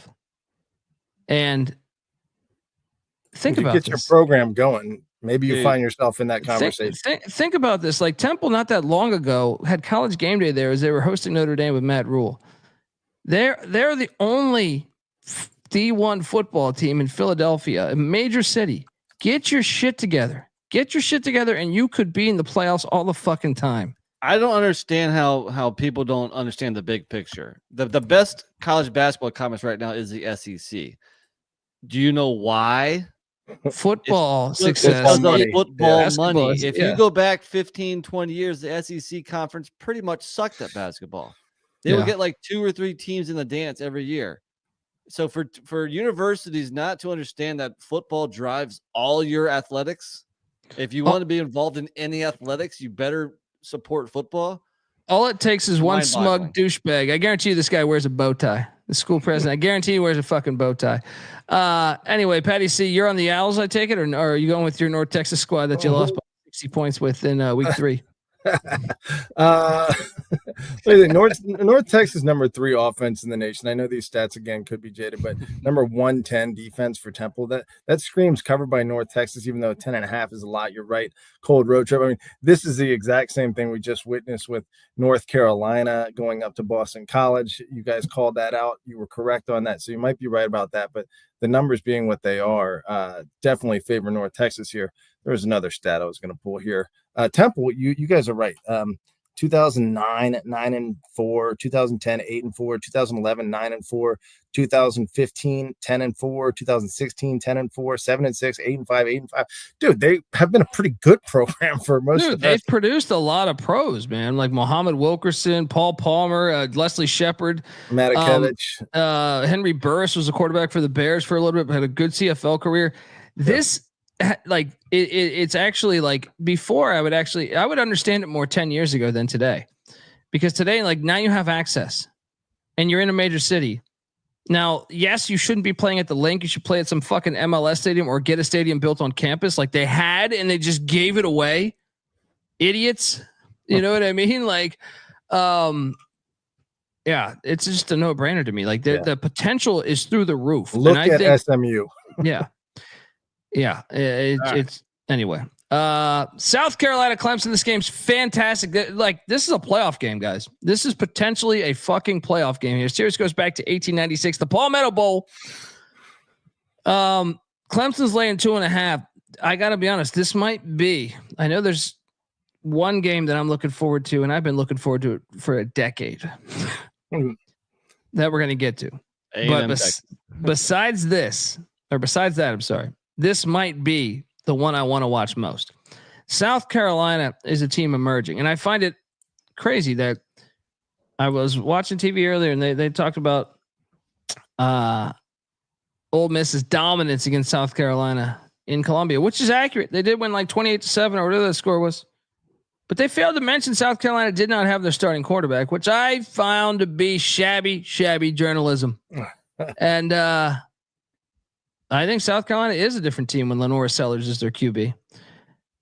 I'm taking Clemson minus 2.5, but I think this game is awesome. No lock, because I could see both teams winning. I kind of think South Carolina is better. If this was anywhere else besides Death Valley, I kind of think South Carolina would win this game. But in Death Valley, I lean Clemson. Nick? I'm actually with Paul in the chat. I think South Carolina is going to win this game. I mean, Sellers has now his back-to-back games throwing for over 300. Granted, one of them was against Wofford, but the fact that he can now throw the ball some, you know, that just makes the offense balanced. And what has Clemson done against a good team this year? And South Carolina, I'm classifying them as a good team. Why should they are a good team? Clemson. I think last time they played in Clemson, South Carolina won 2 years ago. I think they're going to win again. I could be talked into a lock, especially with the number minus 2.5. That is telling people that's like begging for people to bet Clemson. I think that's the wrong side. I'm on the Cox. Ooh, do you have a bet with our right, Patty C?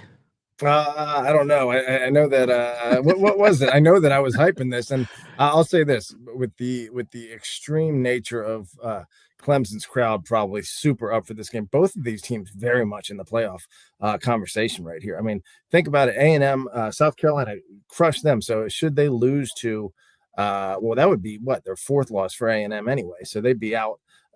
Even if they lose to Texas, even if they beat Texas, South Carolina beat A&M straight up. So maybe they get the nod as the third SEC team in the playoff over Texas A&M at that point. Clemson, meanwhile, I think they're right there still too at 10-2, and their only loss would be at Georgia and Louisville. Quick guys, give me Clemson's best win.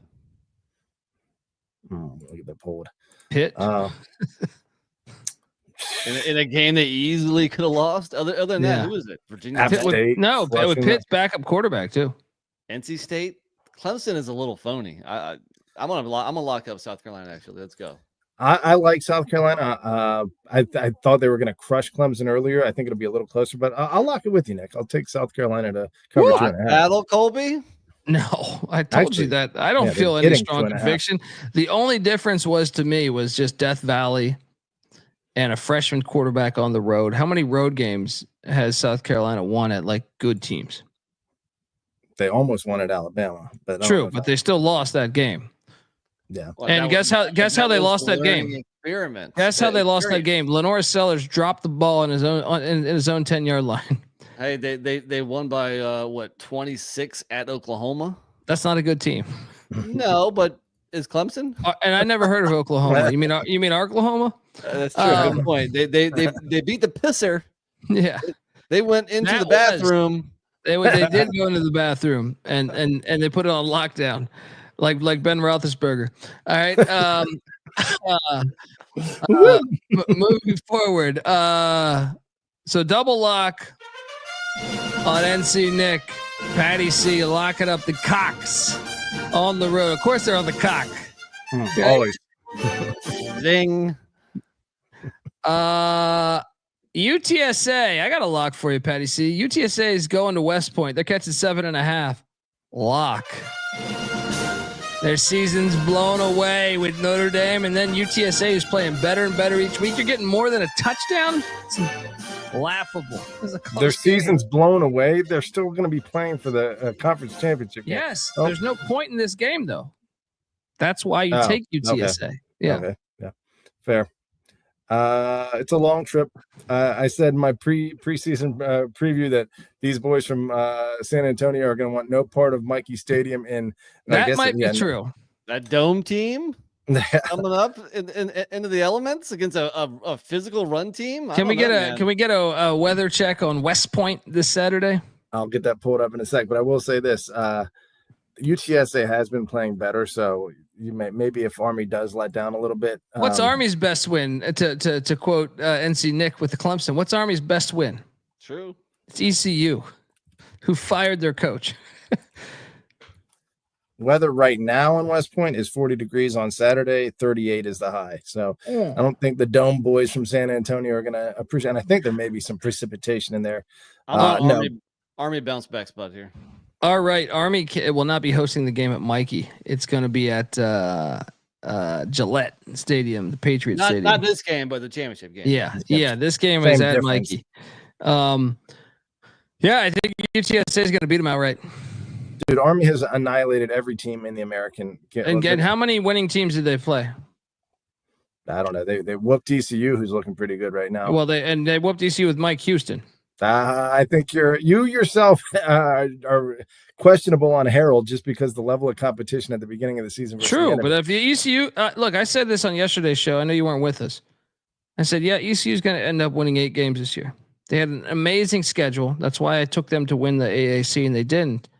But I think they're more of like a 6-6 team. I don't think that's Army a good football dominated team. them. And what is UTSA's record? 6-6, 6-5 right now. They've been playing a lot better recently, though. I mean, my first initial thing was to take the points too, but then I just thought about that Dome team from Texas coming up to upstate New York in late November. I was like, you know what? Give me Army. I'm not betting it though because I could see either way happening. I'm just saying I don't think Army's played anyone good. It's true. Fair. It was phony all year. They got an easy schedule. Yeah, no doubt. I'm locking up UTSA, by the way. Give me the 7.5 with the Roadrunners. Oh, wow.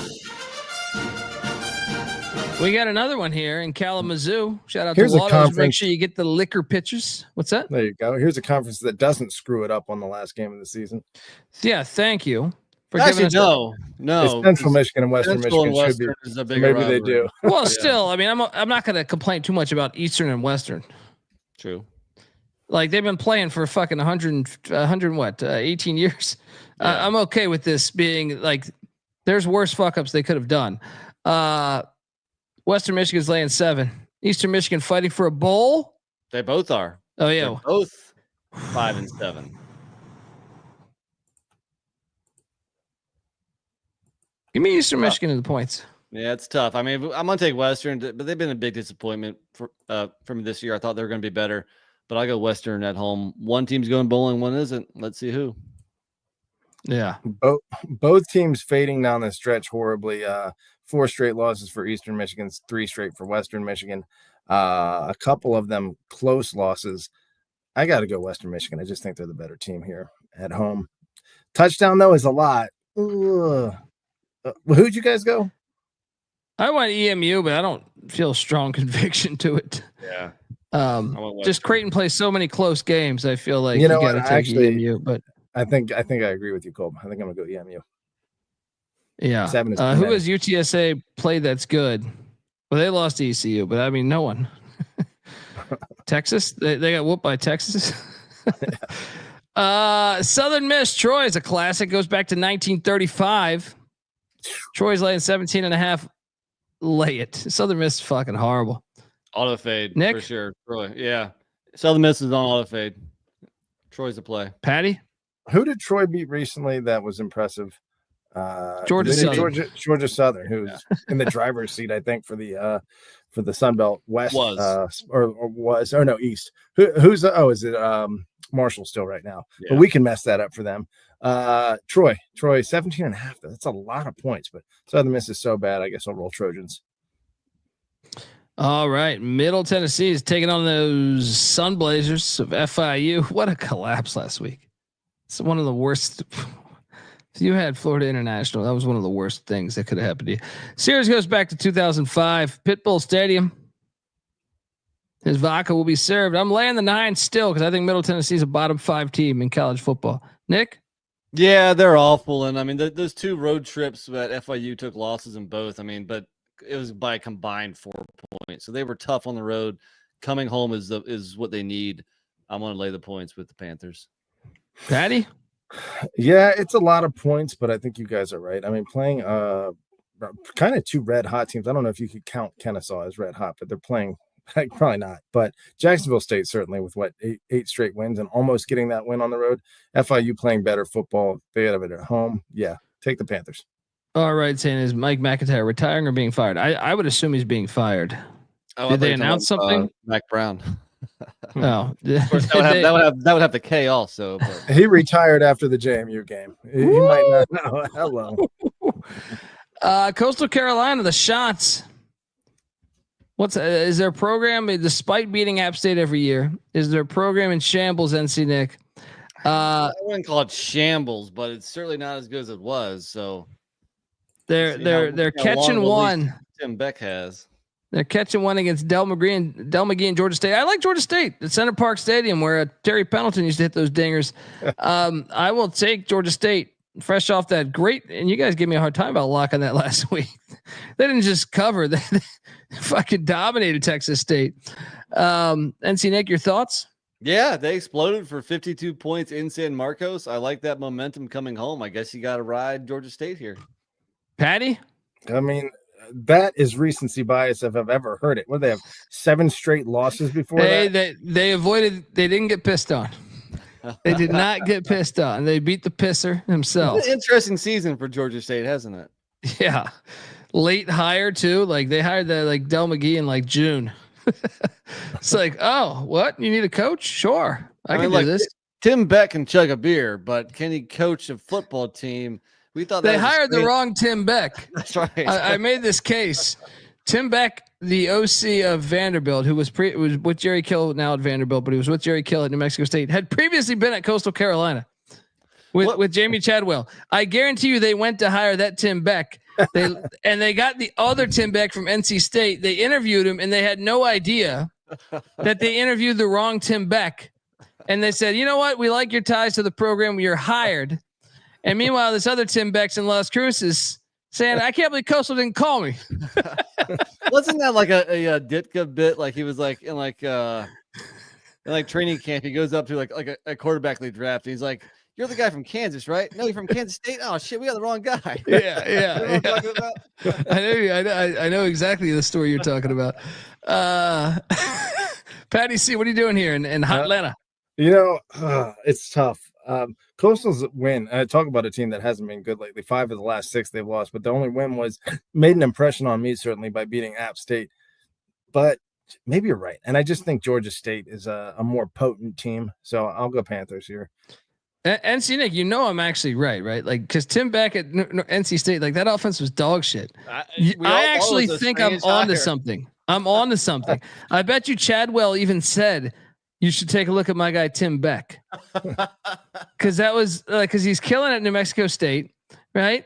They'd just gone bowling. And Coastal Carolina's like, okay, Tim Beck. Who the fuck's Tim Beck? Oh, we employed him last year or 2 years ago. And then they just Google him and they're like, NC State offensive coordinator. And they're winning 9 games. It's like, okay, this is the guy. That's the guy. He knows the Carolinas. Maybe he gave a good interview. Yeah, they call him up. It was probably COVID. They probably did that shit on Zoom. And he's probably like, yeah. And they're like, okay, it's our guy. We got our guy. Unbelievable. South Florida is heading to the Rice Bowl to take on the Owls of Rice. South Florida's laying 4.5 points. I almost feel like we should lock South Florida. I saw Rice zeroing in on Yale's coach, which would be intriguing. Nick Rolovich, by the way, did message me saying they never did interview him. Those were lies. Why would someone create that lie? I don't understand that. It's a very random. The angle. I don't even understand the angle. South Florida's laying 4.5. Rice is a private institution, but I would imagine they're like not at all a religious institution, though, right? They seem like I don't know. I mean, Joel most of Osteen's Texas, probably got season tickets. They could be, but for some reason they seem like a very I don't know, scientific method driven, or they're a law school, right? Rice. That doesn't usually mix well with religion, and Rolovich obviously with the religious reasons for being cited. I don't know. Yes, keep going. I'm just trying to come up with reasons why Rolovich. I mean, that does seem like you do. Let me say this: would you expect Cal, for instance, keep going. to hire keep Nick going? Rolovich? Does he believe in voodoo? Does he believe in voodoo? All right. I'm saying this. Where can we take this? Where can we take this? Cultural fits is a thing in college football coaching circles among administrators hiring coaches, and so a dude who that's what I'm saying. Would Rolovich ever not get even flinching, man? Look, keep going, brother. Dude, I think I don't think I'm wrong. It sounds like a crazy guy you talk to on the subway, right? Like, so you just talk to someone. Somebody's like, "Yeah, I've been talking about Nick Rolovich. They didn't hire him here. There's Rice Law School, right? They don't like religion." Right? This sounds like I've had this conversation with like 100 homeless people. Well, do you know what sounds ridiculous too? Yeah. You know what sounds ridiculous too? Washington State firing him because I agree. Okay. I agree.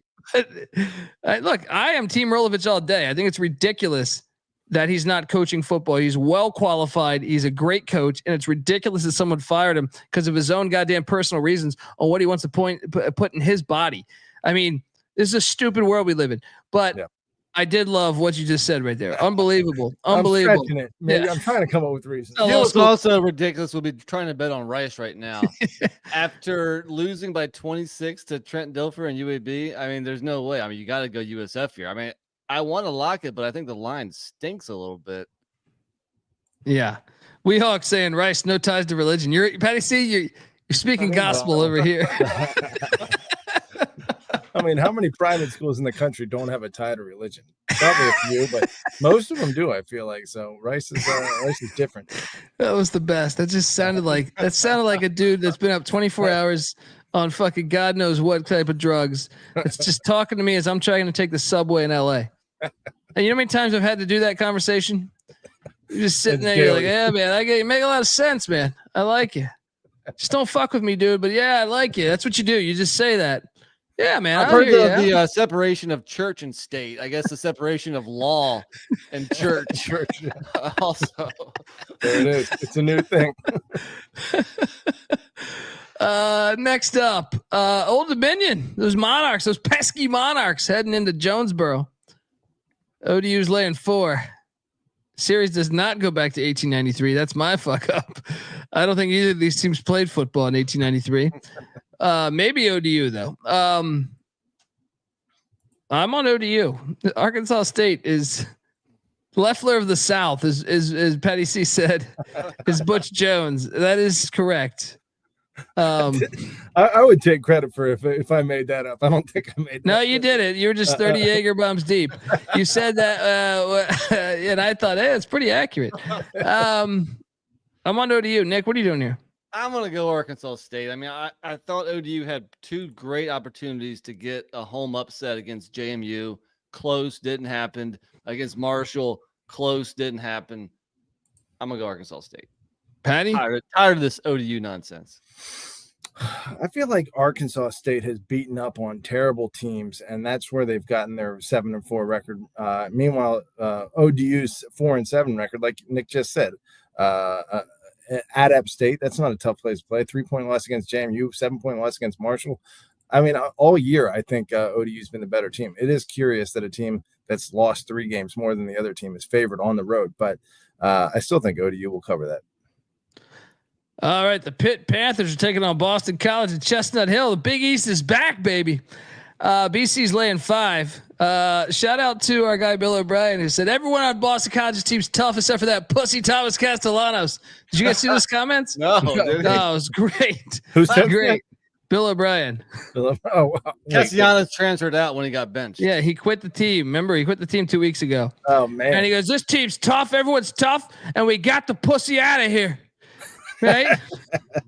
Did he really call him a pussy? I think he just said he said it better than me. Hold on, let me find this for you. I'm going to read this exactly. No, he didn't call him. He didn't call him a pussy, but he said he was a pussy. Basically, Okay, basically, he implied it. All right. Well, you find that. I'm going to say that Boston College is 5-1 at home, and the only loss was that close one to Louisville, which they should have won. So I'm on BC, but I'm not betting it because I like to bet BC as a dog, not as a favored by 5 points. But I'll take BC. Patty like C, what are you doing here? From some experience there, and I think you're right. I think they're much better as a dog. That's just their role. Yeah. Boston College is the Purdue of the ACC.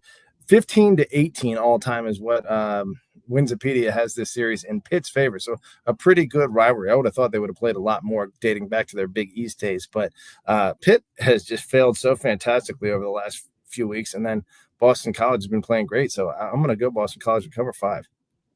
By the way, did you see Bill O'Brien said, he goes, I've been in the NFL, I've been in the SEC, and nothing was as bad as what the fans of SMU said to us. Well, you weren't a part of the JFK Bowl. That's pretty simple right there. I mean, he was a part of the JFK Bowl. No, I'm saying prior he had never experienced the JFK Bowl. Maybe he shouldn't be calling other people pussies if he's complaining about what the SMU fans are calling them. I love the Christian schools just having the dirtbag rep. It's so funny. I don't know where the quote is. I'm going down a rabbit hole, and it's like I'm finding quotes when he was on the Houston Texans. Yeah, we got a lot of games left to pick here. It's that time of the podcast where I say we got to speed it up because we got a lot of games to go. Yeah, I saw we got a 1 star about that. This guy Nick, why even have on the show? He wants the podcast to be over right when it starts. Did we really? Yeah, we got one. We got the Dust Bowl. Territorial Cup. This is going to be so great, folks. Series goes back to 1899. Arizona State led 9.5. They stormed the field twice.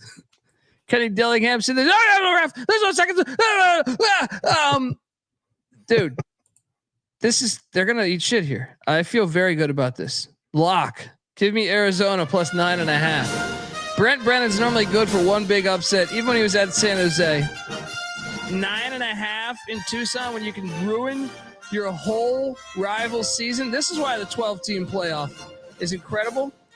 It's way better than 4 because you can get more games like this where damn well Arizona's entire season now is led beyond this. Like this is this is West Virginia Pitt all over again. This is perfect. NC Nick, what are you doing here? Yeah, I mean, you love to fade a field storm. You definitely like to fade it when they did it twice in the same game. I'm just a little, trigger shy of locking up Arizona against Arizona State. I think you guys can appreciate that due to my history with this game. Oh yeah, that's right. Is it 77-7? Last time I locked up Arizona in the Arizona State game, it did not turn out well for me. Summerlin times. I'm going to take the points here, but I'm not betting on it. Patty C, what are you doing here? I mean, Arizona has been so bad lately. What is that? 6 losses in their last 7. Their only win against a pretty bad Houston team.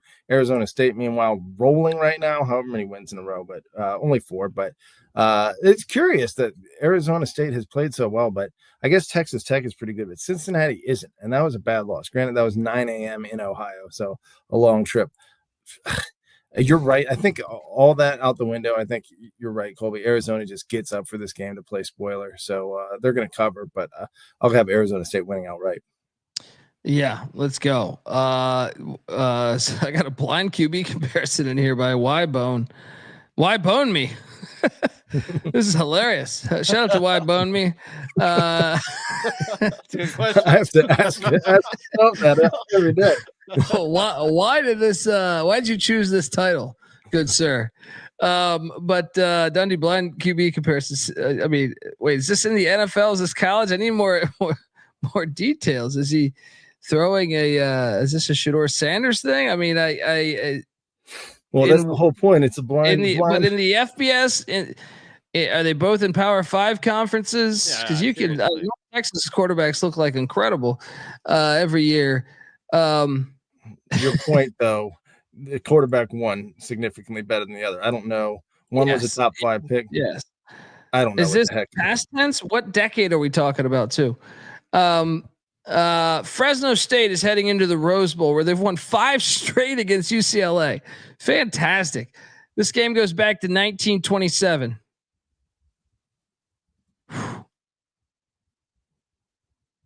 UCLA's laying 9.5. I'm sorry. UCLA's season's cooked. They can't make a bowl anymore. Fresno in the points. Nick? I disagree. I think UCLA just got a couple tough losses against Washington and USC. And if anything, they've proven that they're going to fight and play hard for this coach, bowl game or not. What? And they didn't. And Fresno and Tim Skipper didn't fight for him last week. I mean, I guess I was on that. Colorado State's just an average team. I'm gonna go UCLA. Actually, I think they finish off the first year, for Foster on a winning note, and they cover in the process, and things are looking bright for UCLA. Patty C. This one's a little tough. What kind of fan turnout do you think we're going to get in Pasadena? Fresno fans will be there, dude. Yeah, maybe that's. I've seen this game before. Yeah, Fresno fans are going. It's not like UCLA's packing it out fan wise, that's for sure. But yeah, the fact that it's when do they ever? And the only passionate fan base in Fresno California. fans like jot this down 4 years in advance. They're like, "Well, we're at the Rose Bowl." Yeah, like this is happening. I'll take Fresno to cover on that. I mean, they've played well enough recently that they're chippy. I mean, a few weeks back, I would have said no, UCLA is going to cover this, but and I still think UCLA is playing well, so I certainly wouldn't lock this. But I'll go with that. If Fresno can bring the crowd, then give me the Bulldogs. Why bone me say QB1 is Diego Pissing Pavia. QB2 is Anthony Richardson. AR-15. See, there you go. He's trying to give you a nugget there. I like it. I like that, buddy. That's a good one. AR-15 shooting blanks. Meanwhile, the Pavia is shooting that piss all over everybody. That's right. That stat is at least one reason to bone you. That's right. But throwing you a bone. I hope not from you, but out there in the world. We got a big game. Goes back to 1960. Another Big East classic. As the Miami Hurricanes are entering that filthy dome. I don't even know what the hell they call it. The JMR wireless. Sounds like some bullshit service you get if you go abroad. By the way, Colby, I appreciate you re-upping your efforts to take a dump on your internet provider on Twitter. Fuck them. And they finally reached out to me after the last conversation I had ended up with a hang up of me saying fuck off. And then they reached out to me again saying, "Hey, we're ready to do this." And I just replied again, "I thought I told you to fuck off." Anyway, Miami's laying 10.5 at the Carrier Dome. This is ridiculous. Lock. Give me Syracuse all day. Miami's the phoniest team in the country. They're like the Iowa Barnstormers. All right, this is what they can't play any defense. Like that weight game was way closer. If anyone watched that weight game, that thing was closer than that score indicates. Syracuse is live on the money line. I called it with Florida. I called it with Oklahoma. Syracuse is live on the money line here. NC Nick? I'm going to be betting, I think 3 ACC dogs that I feel pretty good about, and this is definitely one of them. I mean, I guess if you're a Miami fan, if one team was built for a dome, it may be Miami and their passing attack. But I think they are a little phony, and it seems like most of the games they've played recently are close, at least through most of the game, and they just pull away. I mean, the weight game was kind of like the Duke game, where Duke was up in the early third, I want to say, if I'm not mistaken. So we circled this game in the offseason and said Miami might be having a special season, and this game could sneak up and surprise them. So I'll be betting the Qs. I'm with you. Lock it up. There we go. Double lock. Patty C, what are you doing here? Well, you would expect a shootout here. Number 2 and 3 passing quarterbacks in the nation. Number 1 and number 14 total offenses in the nation. So it should be a fun shootout. And I think you're right. I think 10.5 is too many in Syracuse. This is traditionally a house of horrors in situations like this. So yeah, Syracuse definitely covers money line, very much in play. I'll lock it. Oh yeah, triple lock. Let's go. And 3802 is right. If this is Archbold Stadium, this is like 100% a loss. But they're idiots. They're idiots. They're playing this at this filthy stadium. Now we got a problem. Now we got a problem. But we do have a triple lock here. So let's play that music on the Orange Men. Loyalty, honesty will stay together through thick or thin. Friends forever will be together. We're up top 'cause we play too. All right, moving forward. Florida Atlantic Tulsa. How bad is this game? The game everybody's been waiting to hear about. My favorite thing is every second year coach is getting fired in this damn conference. I keep reading like the local beat writers. Surprise! Tom Herman got fired. He was only in year 2. Surprise! Kevin Wilson got fired. He's only in year 2. Surprise! Biff Poggi got fired. He's only in year 2. Yeah, AAC's freaking out with Army and Navy's success. Give me Tulsa. Nick? Yeah, give me Tulsa at home. I mean, that's a road trip that like a team that's engaged doesn't want to go on, let alone what's left of FAU in their season. Patty? Yeah, tremendous disappointment. I thought FAU was more talented than they showed on the field all year. So yeah, I'll roll Tulsa with you guys.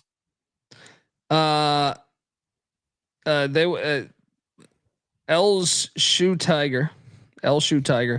I get you. It took me a second. I've been drinking. LSU Tiger said, whoa, what's he saying? Kingpin? Whoa, you got me. But that is from a video CJ Sullivan showed me of this fat ass dude at like a restaurant where his wife gets in an argument, and then someone finally talks shit to his wife. And he puts down his tray of food. He goes, now we got a problem. Now we got a problem. It was absolutely fantastic. I'll try to dig up the video and send it to you. But he announced to the world that there's a problem. For some reason, I thought that just sounded like Mike Gundy to me. I just figured No. Bet detective CJ Sullivan. It's almost like they're at like a Vegas buffet. And this guy's wife. Be Mike Gundy. Yeah, no, this is like a 300-pound dude. And his wife is sitting there, and there's another like argument happening. His wife's not a part of. And then his wife enters, and then once that happens, and someone says, "Get this bitch out of here," he goes, "Oh, now you got a problem. Now we got a problem. Now we got a problem." Yeah, I gotta follow it. I gotta find that video for you. It's fantastic. Anyway, guys, we have a huge game going on at the Coliseum in LA. The real place you should play football. Rose Bowl, Coliseum, not that SoFi bullshit. Notre Dame, USC. You ready for this, Patty C? What do you got? I want Notre Dame to host a playoff game so bad. But give me USC plus 7.5 all day. I hope Notre Dame can still win this to host the playoff game. But I think USC is live. I really believe they're live. NC Nick, what are you doing here? Are you ready for this, Patty C? What do you got? At USC is a soft-ass team. They've been a soft-ass team ever since Riley got there. Notre Dame is the opposite of that. What I have is a lock battle. Lay it with Notre Dame. Go Irish. You said it's been a soft-ass team since Riley got there. You're referring to Riley Leonard? All right. Now we got a problem. Now we got a problem. No, I am not. Battle. Let's go. Dundee on the Trojan men. NC Nick on the I'm your leprechaun fighting Irish. Patty C, what are you doing here? Well, the thing about USC is I think when it comes like Army Notre Dame last week, when it comes to blue blood talent, sometimes that just outshines even a good team that has great coaching, and a great system sometimes. And on the flip side of that, blue blood talent, even if you don't have great coaching, can match up well with other blue blood talent. And, LSU hasn't played great all year, but they have blue blood talent, and USC was able to beat them. Michigan the same way. I mean, they lost close in a game they probably should have won there. Took Penn State to overtime in a game they were dominating for a lot of the game. So yeah, I don't think UCLA has blue blood talent, but they have good talent, and same with Nebraska. And USC got the better of those two in the last two games. So I think Nick might be right. The fact that it's in the Coliseum, 7.5. You give me the hook. I don't think money lines necessary. Or no. Nick went Notre Dame. Yes. Colby, you went SC. I think Whole maybe store got the flu. You believe that? I think maybe Colby's right. Although Notre Dame has been playing so great, I just think Jeremiah Love is so explosive. But if USC has the talent to bottle him up, I don't know what Notre Dame does, and we've seen that before. So I think USC probably does find a way to slow him down. If I could just reply, I'll put the chat up here to our guy 3802 are in the chat. That is the difference of playing in a very offensively challenged league like the Big Ten compared to playing in a very good conference with a lot of great offenses in the Pac-12 last year. Fair. That goes into why some of those stats are very misleading. Fair, but also, how about the quarterback play Notre Dame's faced? They played Connor Wegmans in week 1, who's not even the starter at A&M anymore. They got Army and Navy's passing attack. They got Georgia Tech's backup quarterback. They got that fraud of a quarterback in Virginia. I don't even remember the guy's name. Runs around the whole goddamn field like he's Fran Tarkenton with a noodle arm. All right. Then they played Miami, Ohio's Gabbert. They're good for about $1.25 a game against Buffalo. Then they played Northern Illinois' just fantastic passing attack. The only good passing attack they faced is Brom. All right. And they got that win. And a lot of that had to do with the drop that hit right off Louisville's wide receiver's hands for a pick 6 for Notre Dame. No. Right. So is Jada Mavia the answer? Yeah. Maybe. For this game. Well, I mean, my point is that are they playing a great quarterback now? I'm just saying, my point is like a Lincoln Riley offense. Jeff Brom is the only one comparable that they've played on their whole fucking schedule. And it was a 7-point game, and I feel like Louisville let them off the hook. Louisville had a punt block for a touchdown. They also had a pick 6 on a play where it hit Chris Bell right in the fucking hands. Let me ask you this, Colby. Yeah. Is there any loss on Louisville's entire schedule over the last since Brom took over that isn't BS in your opinion? Because I feel like that's more or less your assessment of every the conference championship last year was not BS. Who they played in that? Florida State with their 3rd string quarterback. Yeah, that was the one they just got their ass whooped. Like the Kentucky game, the Miami game this year, phony. The Stanford game, 100% phony. Brom does have a legit gripe. He should be writing his fucking senator. Anyway, a lock battle. See you there. Central Michigan. Speaking of locks, here's another one. Jim McElwain's final game. He's getting 12.5 against this Northern Illinois team that the committee values so well. Central Michigan's live. Give me the 12.5. Sprinkle the money line. Nick? I want to lay the number, actually. Dude, Central Michigan can't score. As soon as Bert Emanuel Jr. went out. It's his final game, buddy. Final game. That offense has averaged 11.5 points per game ever since their quarterback went down. They can't score to keep up. I'm going to lay the number with the Huskies. You act like Northern Illinois. Were you impressed with their 9 points last week? Well, who are they playing? Miami, Ohio.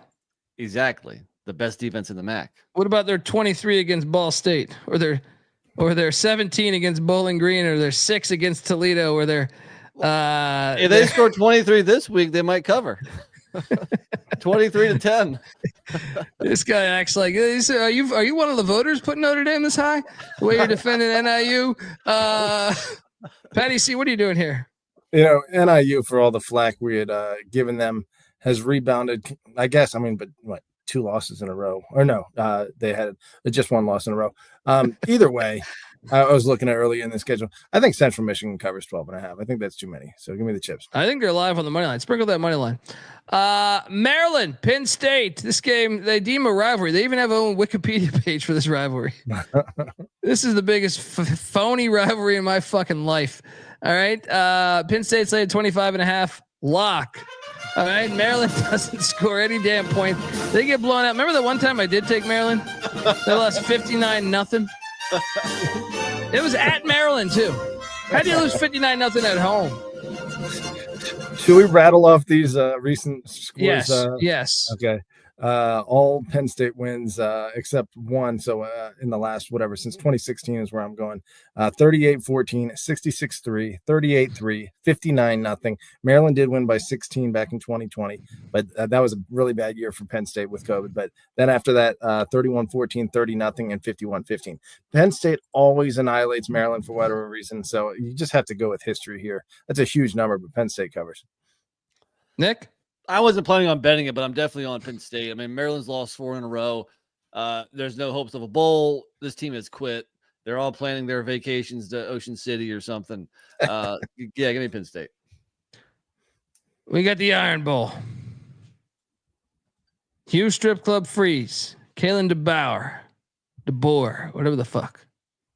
1893, this series goes back. Bama's laying 11.5. Stop it. Give me Auburn. Actually, I feel like it. You know what? Give me Bama minus 11.5 because everyone I talk to is on Auburn. Bama's going to win this thing 30-17, but it's going to be close for a lot of the game. Nick? I mean, I guess that would make sense. I mean, Auburn coming off the big win and Alabama coming off the very fade the loss. Field stormings. Arizona State, Auburn, Oklahoma. You know what? I'm going to switch and go Bama too. I'm not going to bet this, but initially I was siding with Auburn in at least a cover, but I'm going to switch that. I think Bama rolls. Patty? Well, we're going to see Kalen DeBoer's, bounce back ability. I mean, obviously after Vanderbilt, he beat South Carolina. After Tennessee, he beat Missouri pretty soundly, 34-0. So after Oklahoma, will he bounce back and beat Auburn? Is this a trend we can count on with DeBoer at Auburn or at Alabama? I don't know. And I also just think Auburn's way better than their record indicates. This is way too many points. Give me Auburn and the money lines in play here. Lock it up. Give me the Tigers.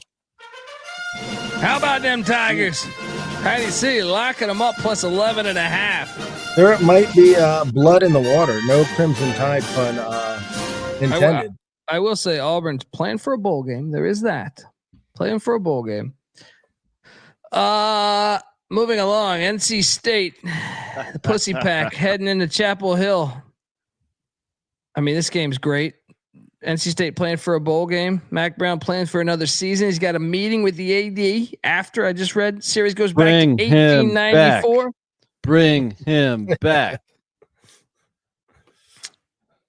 I think. Why do I feel like this is a stinky line, NC Nick? Why do I feel like I should take the Pussy Pack plus 3.5? But I'm like, isn't everyone thinking that? The line stinks a little bit, but I'm all over NC State here. This might be my last chance to bet against Mac Brown at UNC. State's playing better ball, still not good football, but better football. They've won 3 in a row in this series. Oh, in this, okay. No, you just hit on that's it. That's the second time in this show that I've been trying to make a point about in the series, and you're assuming I meant this year. No, I know NC State just lost to Georgia Tech, but they're going to win this game, and I'm going to bet it. Give me the Wolfpack. No. It's Mac Brown's final game. They keep saying he's coming back. Mac says he's coming back. Guess what? The athletic director has yet to talk to him.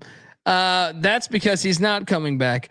And I will lay the 3.5. The players get up for him, and they win this one. And Mac gets carried off to the old folks' home. There's going to be a pretty good amount of red in that stadium. You don't think Patty, what are you doing here? No. You may be right. However, I think the shock to the system was last week going up to Chestnut Hill. I think coming back home, I think I agree with Colby. They get up for Mac Brown one more time and get the win and the cover here.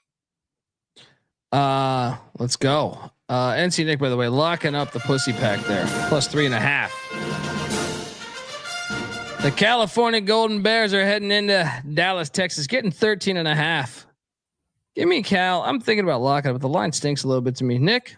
No, this is my third ACC dog lock that I like. I think Cal does play SMU close. We're just talking about Auburn. Remember early in the year, Cal went into Auburn, got that W.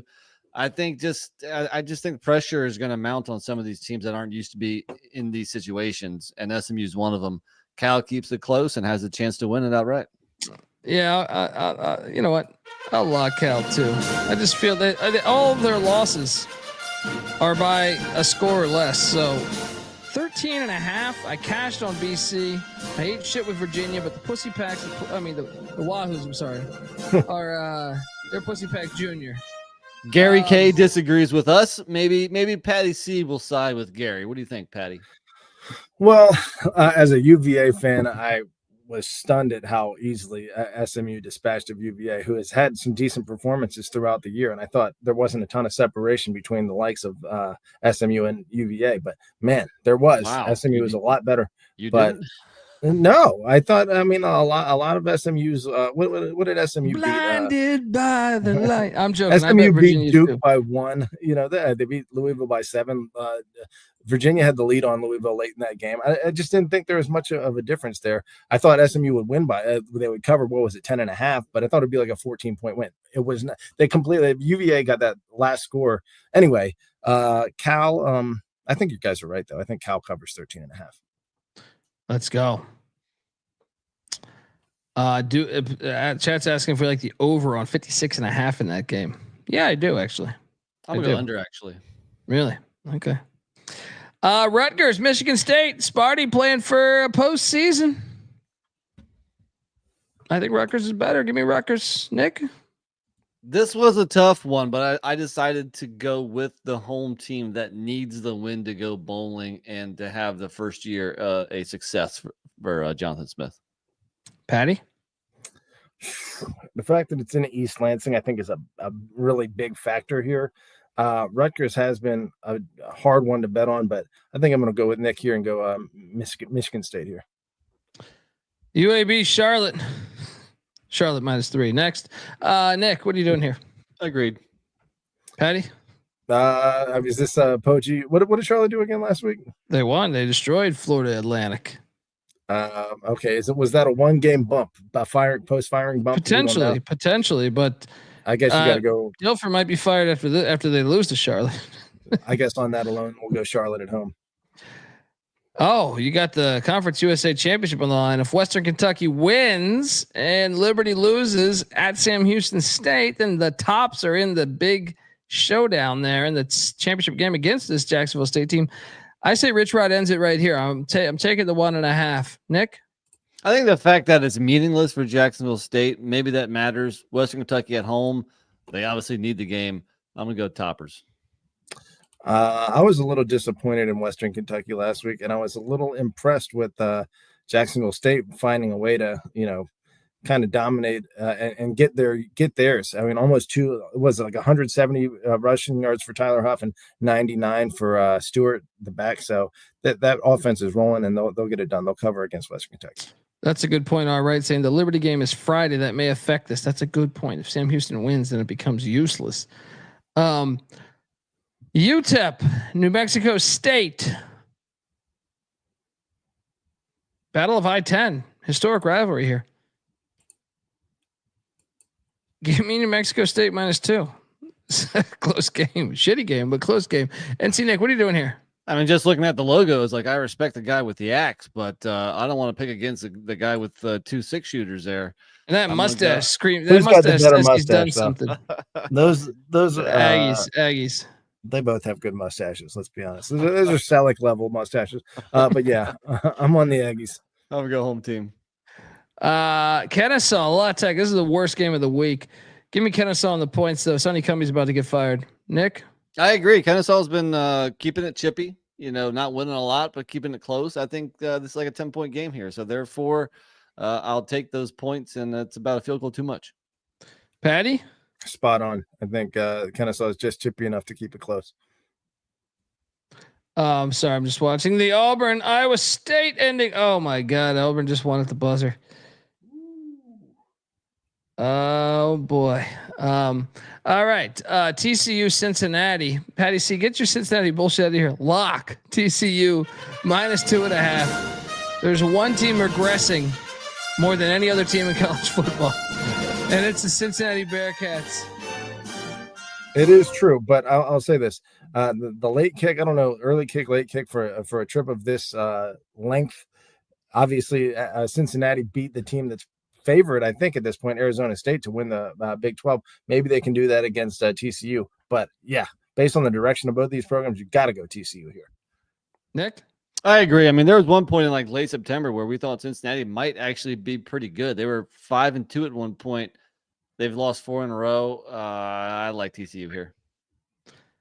App State 100 or none. I'm sorry, not 100 miles of hate. Deeper than hate rivalry. App State, Georgia Southern. I fucked up the line on this. Georgia Southern's laying 2.5. The over to unders at 62.5.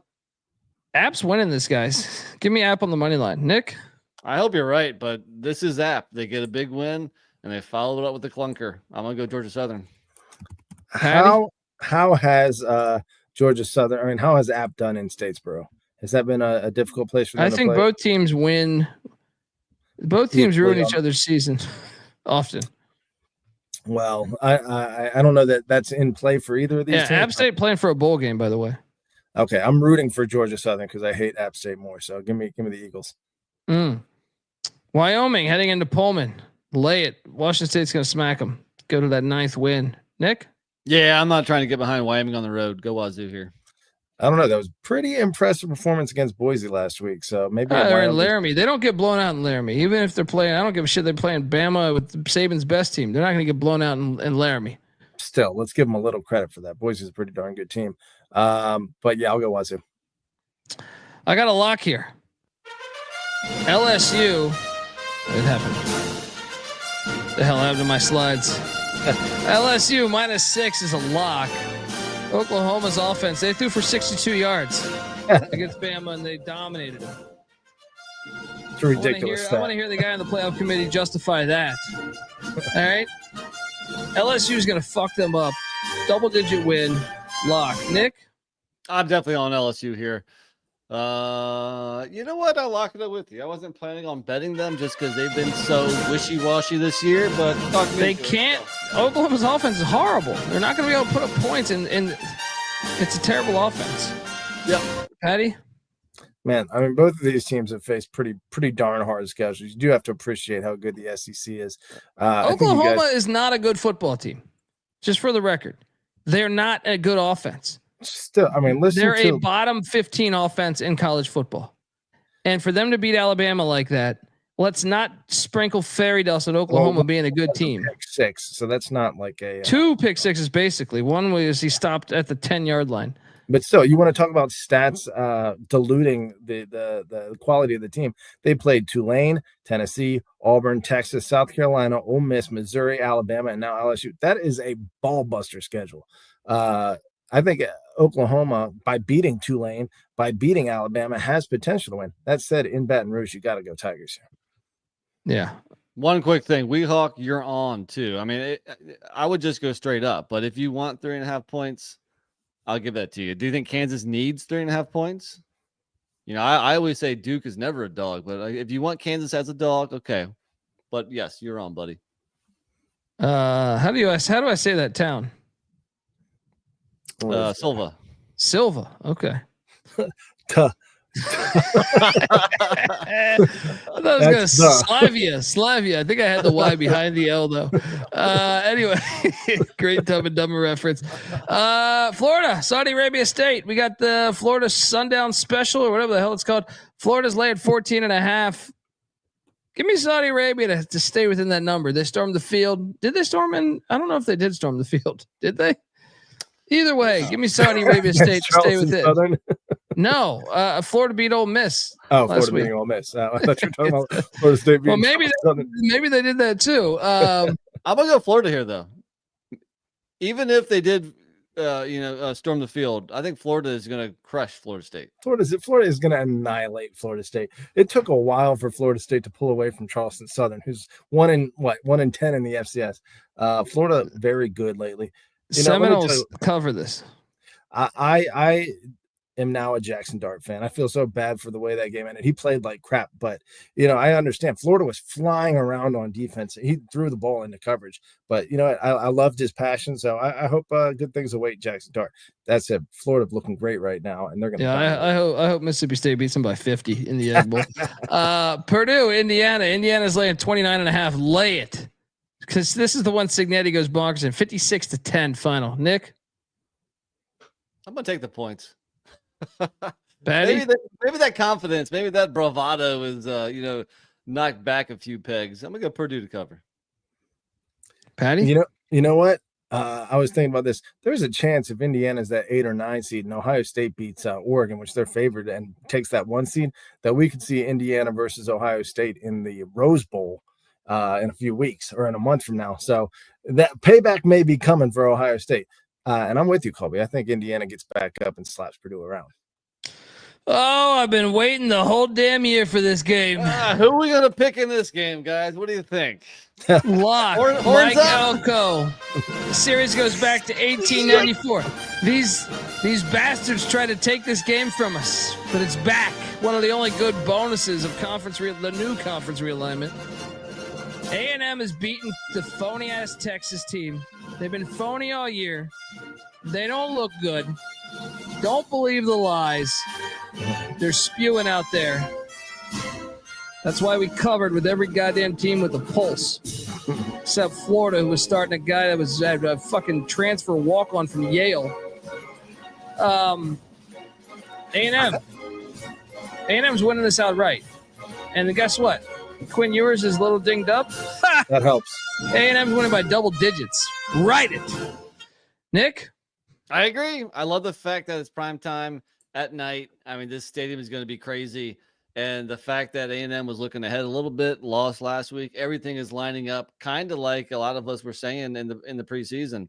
So I'm definitely going to bet A&M as well. Patty C, you were too, triple lock? You know, let's pause for 1 second and give Texas credit for winning the games and kind of being dominant in most of them on the teams that they played on the field. Dominated the worst Michigan, schedule in college football? dominated Oklahoma that some Alabama couldn't do. Oklahoma's Dominated backup Florida. quarterback. Hold on. Oklahoma's backup quarterback. Michigan's backup quarterback. Look, I want to discredit Texas as much as you guys do, but if we're being Jack real here, Arnold is better than that other kid. What was his name again? Michael Hawkins. All right. Yeah, That's true. They Look, started Michael Hawkins foolishly. Very foolishly. Yeah. Yeah, it's true. I think Texas A&M. Take what Elko said for what it was worth. When he said we were focused on one team and he slipped and said Texas, it's because I think A&M probably was focused on. Well, Texas. because really the loss didn't mean that much. Because if they beat Texas, they're in. Yeah, dude, give me A&M. Yeah, money line it all day. Lock The it. loss actually meant a lot triple lock. Well, it did if they don't. because then they could afford a loss to Texas. True, but Yeah, I no, think Texas this game, only has yeah. one loss. Either way, But we're either on the way, same yeah. side. All right. Washington, Oregon, and Eugene. We got to hurry this thing up. I got to go live in 5 minutes. All right, Oh, now it's somebody other than me saying that. Where's the 1-star review saying Colby wants to end the podcast early? Well, that's not because I would love to talk about this game for 6 hours. It's just I'm not provided that freedom. All right. Washington's catching 20. Look, I'm going to lock this up. Give me Washington in 20. Same here. Yeah. Meaningless game for Oregon. And Washington's owned them lately. Yeah, that's a great Washington logo. Is that their primary? That was in the 90s. Should be. That thing is beautiful. Yeah. Triple lock there. Kansas State Farmageddon with all the chips on the table. Both these teams eligible for the playoffs. Both these teams starting the season in fucking Dublin, Ireland, of all places, next year. Iowa State's laying 3. They won in a crazy snow last year. Farmageddon delivered. I think revenge is on the mind. Give me K-State to get this thing done. But man, this game's awesome. Nick? That's tough, man. But I'm going to go Iowa State. Kansas State just has not been what we expected this year. Cyclones. Patty? I disagree. This is written already in the college football, book. It's K-State's going to ruin Iowa State's trip to the Big 12 championship game. Iowa State will get revenge next year in Ireland. But K-State on the money line. Love it. Virginia Tech, the Commonwealth Cup, the one that everybody gets excited about in the state of Virginia. Honestly, Hampton and Norfolk State probably bring a bigger crowd. But the Battle of the Bay, this series does go back to 1895, the Commonwealth Cup. Virginia Tech, Battle of the Bay? That's Norfolk State in Hampton. Okay. Yeah. Give me your Wahoos plus 7.5. Yeah, that spread's too big, and Virginia Tech finds ways to choke all year long. Not in this game, not in this series. Both teams playing for a bowl. Hokies, lay it. Yeah, you're probably right. Lock, Nick? No, 7.5 too many, but Dude, wasn't Virginia Tech's win total like 9? They're 5 and what 8 right now, or what are they? 5 and 7? Dude, they had the ball for 38 count. minutes. 38 minutes and found a way to lose to Duke last. I think that it was ridiculous. But traditionally, Virginia Tech does smash Virginia. So, but I'm a Virginia fan, so let's go UVA. Oh, look at that cannon! It made the graphic. Beautiful. The Fremont cannon. Shoot that fucking thing off. This guy's got the power to do it. This Wolf does too. UNLV's laying 17.5. Not so fast. Give me this Wolfpack plus 17.5. Nick? I agree, and I'm going to lock it up. Are you not? I will join you. Come on. Yeah. Finally, you're on the right side of the pack. Way too many points, and you give me the hook. Triple lock then. Yeah, triple lock on the Nevada Wolfpack for the Fremont Canyon.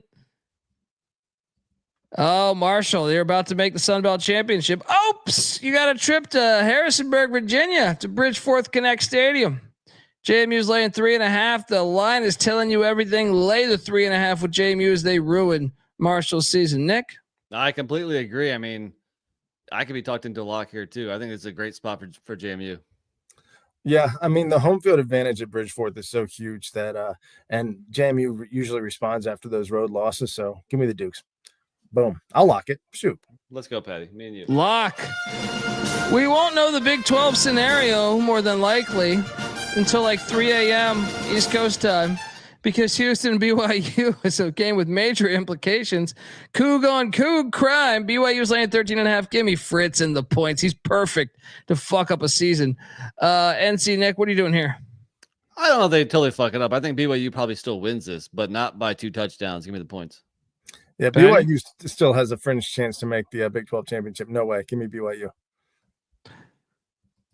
Air Force is traveling to San Diego. My guys. Air Force. Calhoun's rolling. 3 in a row. Let's go. Lock. Yeah. Hell yeah. Go. Air Force lock. Let's do it. Let's go. Triple down. Yeah. They're going to be good next year. Watch out for the Air Force Falcons. Yep. Final game of the night. Can Bronco Mendenhall take New Mexico to a bowl game? I say he can. I'm laying the 2.5. Lobos are bowling. What a great fucking hire. Nick? Yeah. I say it's a hard ticket to Hawaii. Not so fast, my friend. Woo. Rainbow Warrior. Patty? Hawaii, what have they done in the last couple games? 4-7 total right now. I think bowling wise, with that on the line, you got to go New Mexico in the Ching Center. Let's go, folks. That is our show. Make sure you give Patty C a follow on Twitter at PattyC831. NC Nick's on Twitter at NC__NICK. I'm on Twitter at TheColBD. Till next time, folks. This is the college football experience. You better start thinking about yours. And we out of here. Run and shoot. We can really run and shoot. And the whole team's looking at the whole world's Shout out to R. Wright. Always the man. And Happy Thanksgiving, folks. And everybody. Happy Thanksgiving. We can really run and shoot. And you know what you're getting, 'cause the books we written with the gamers.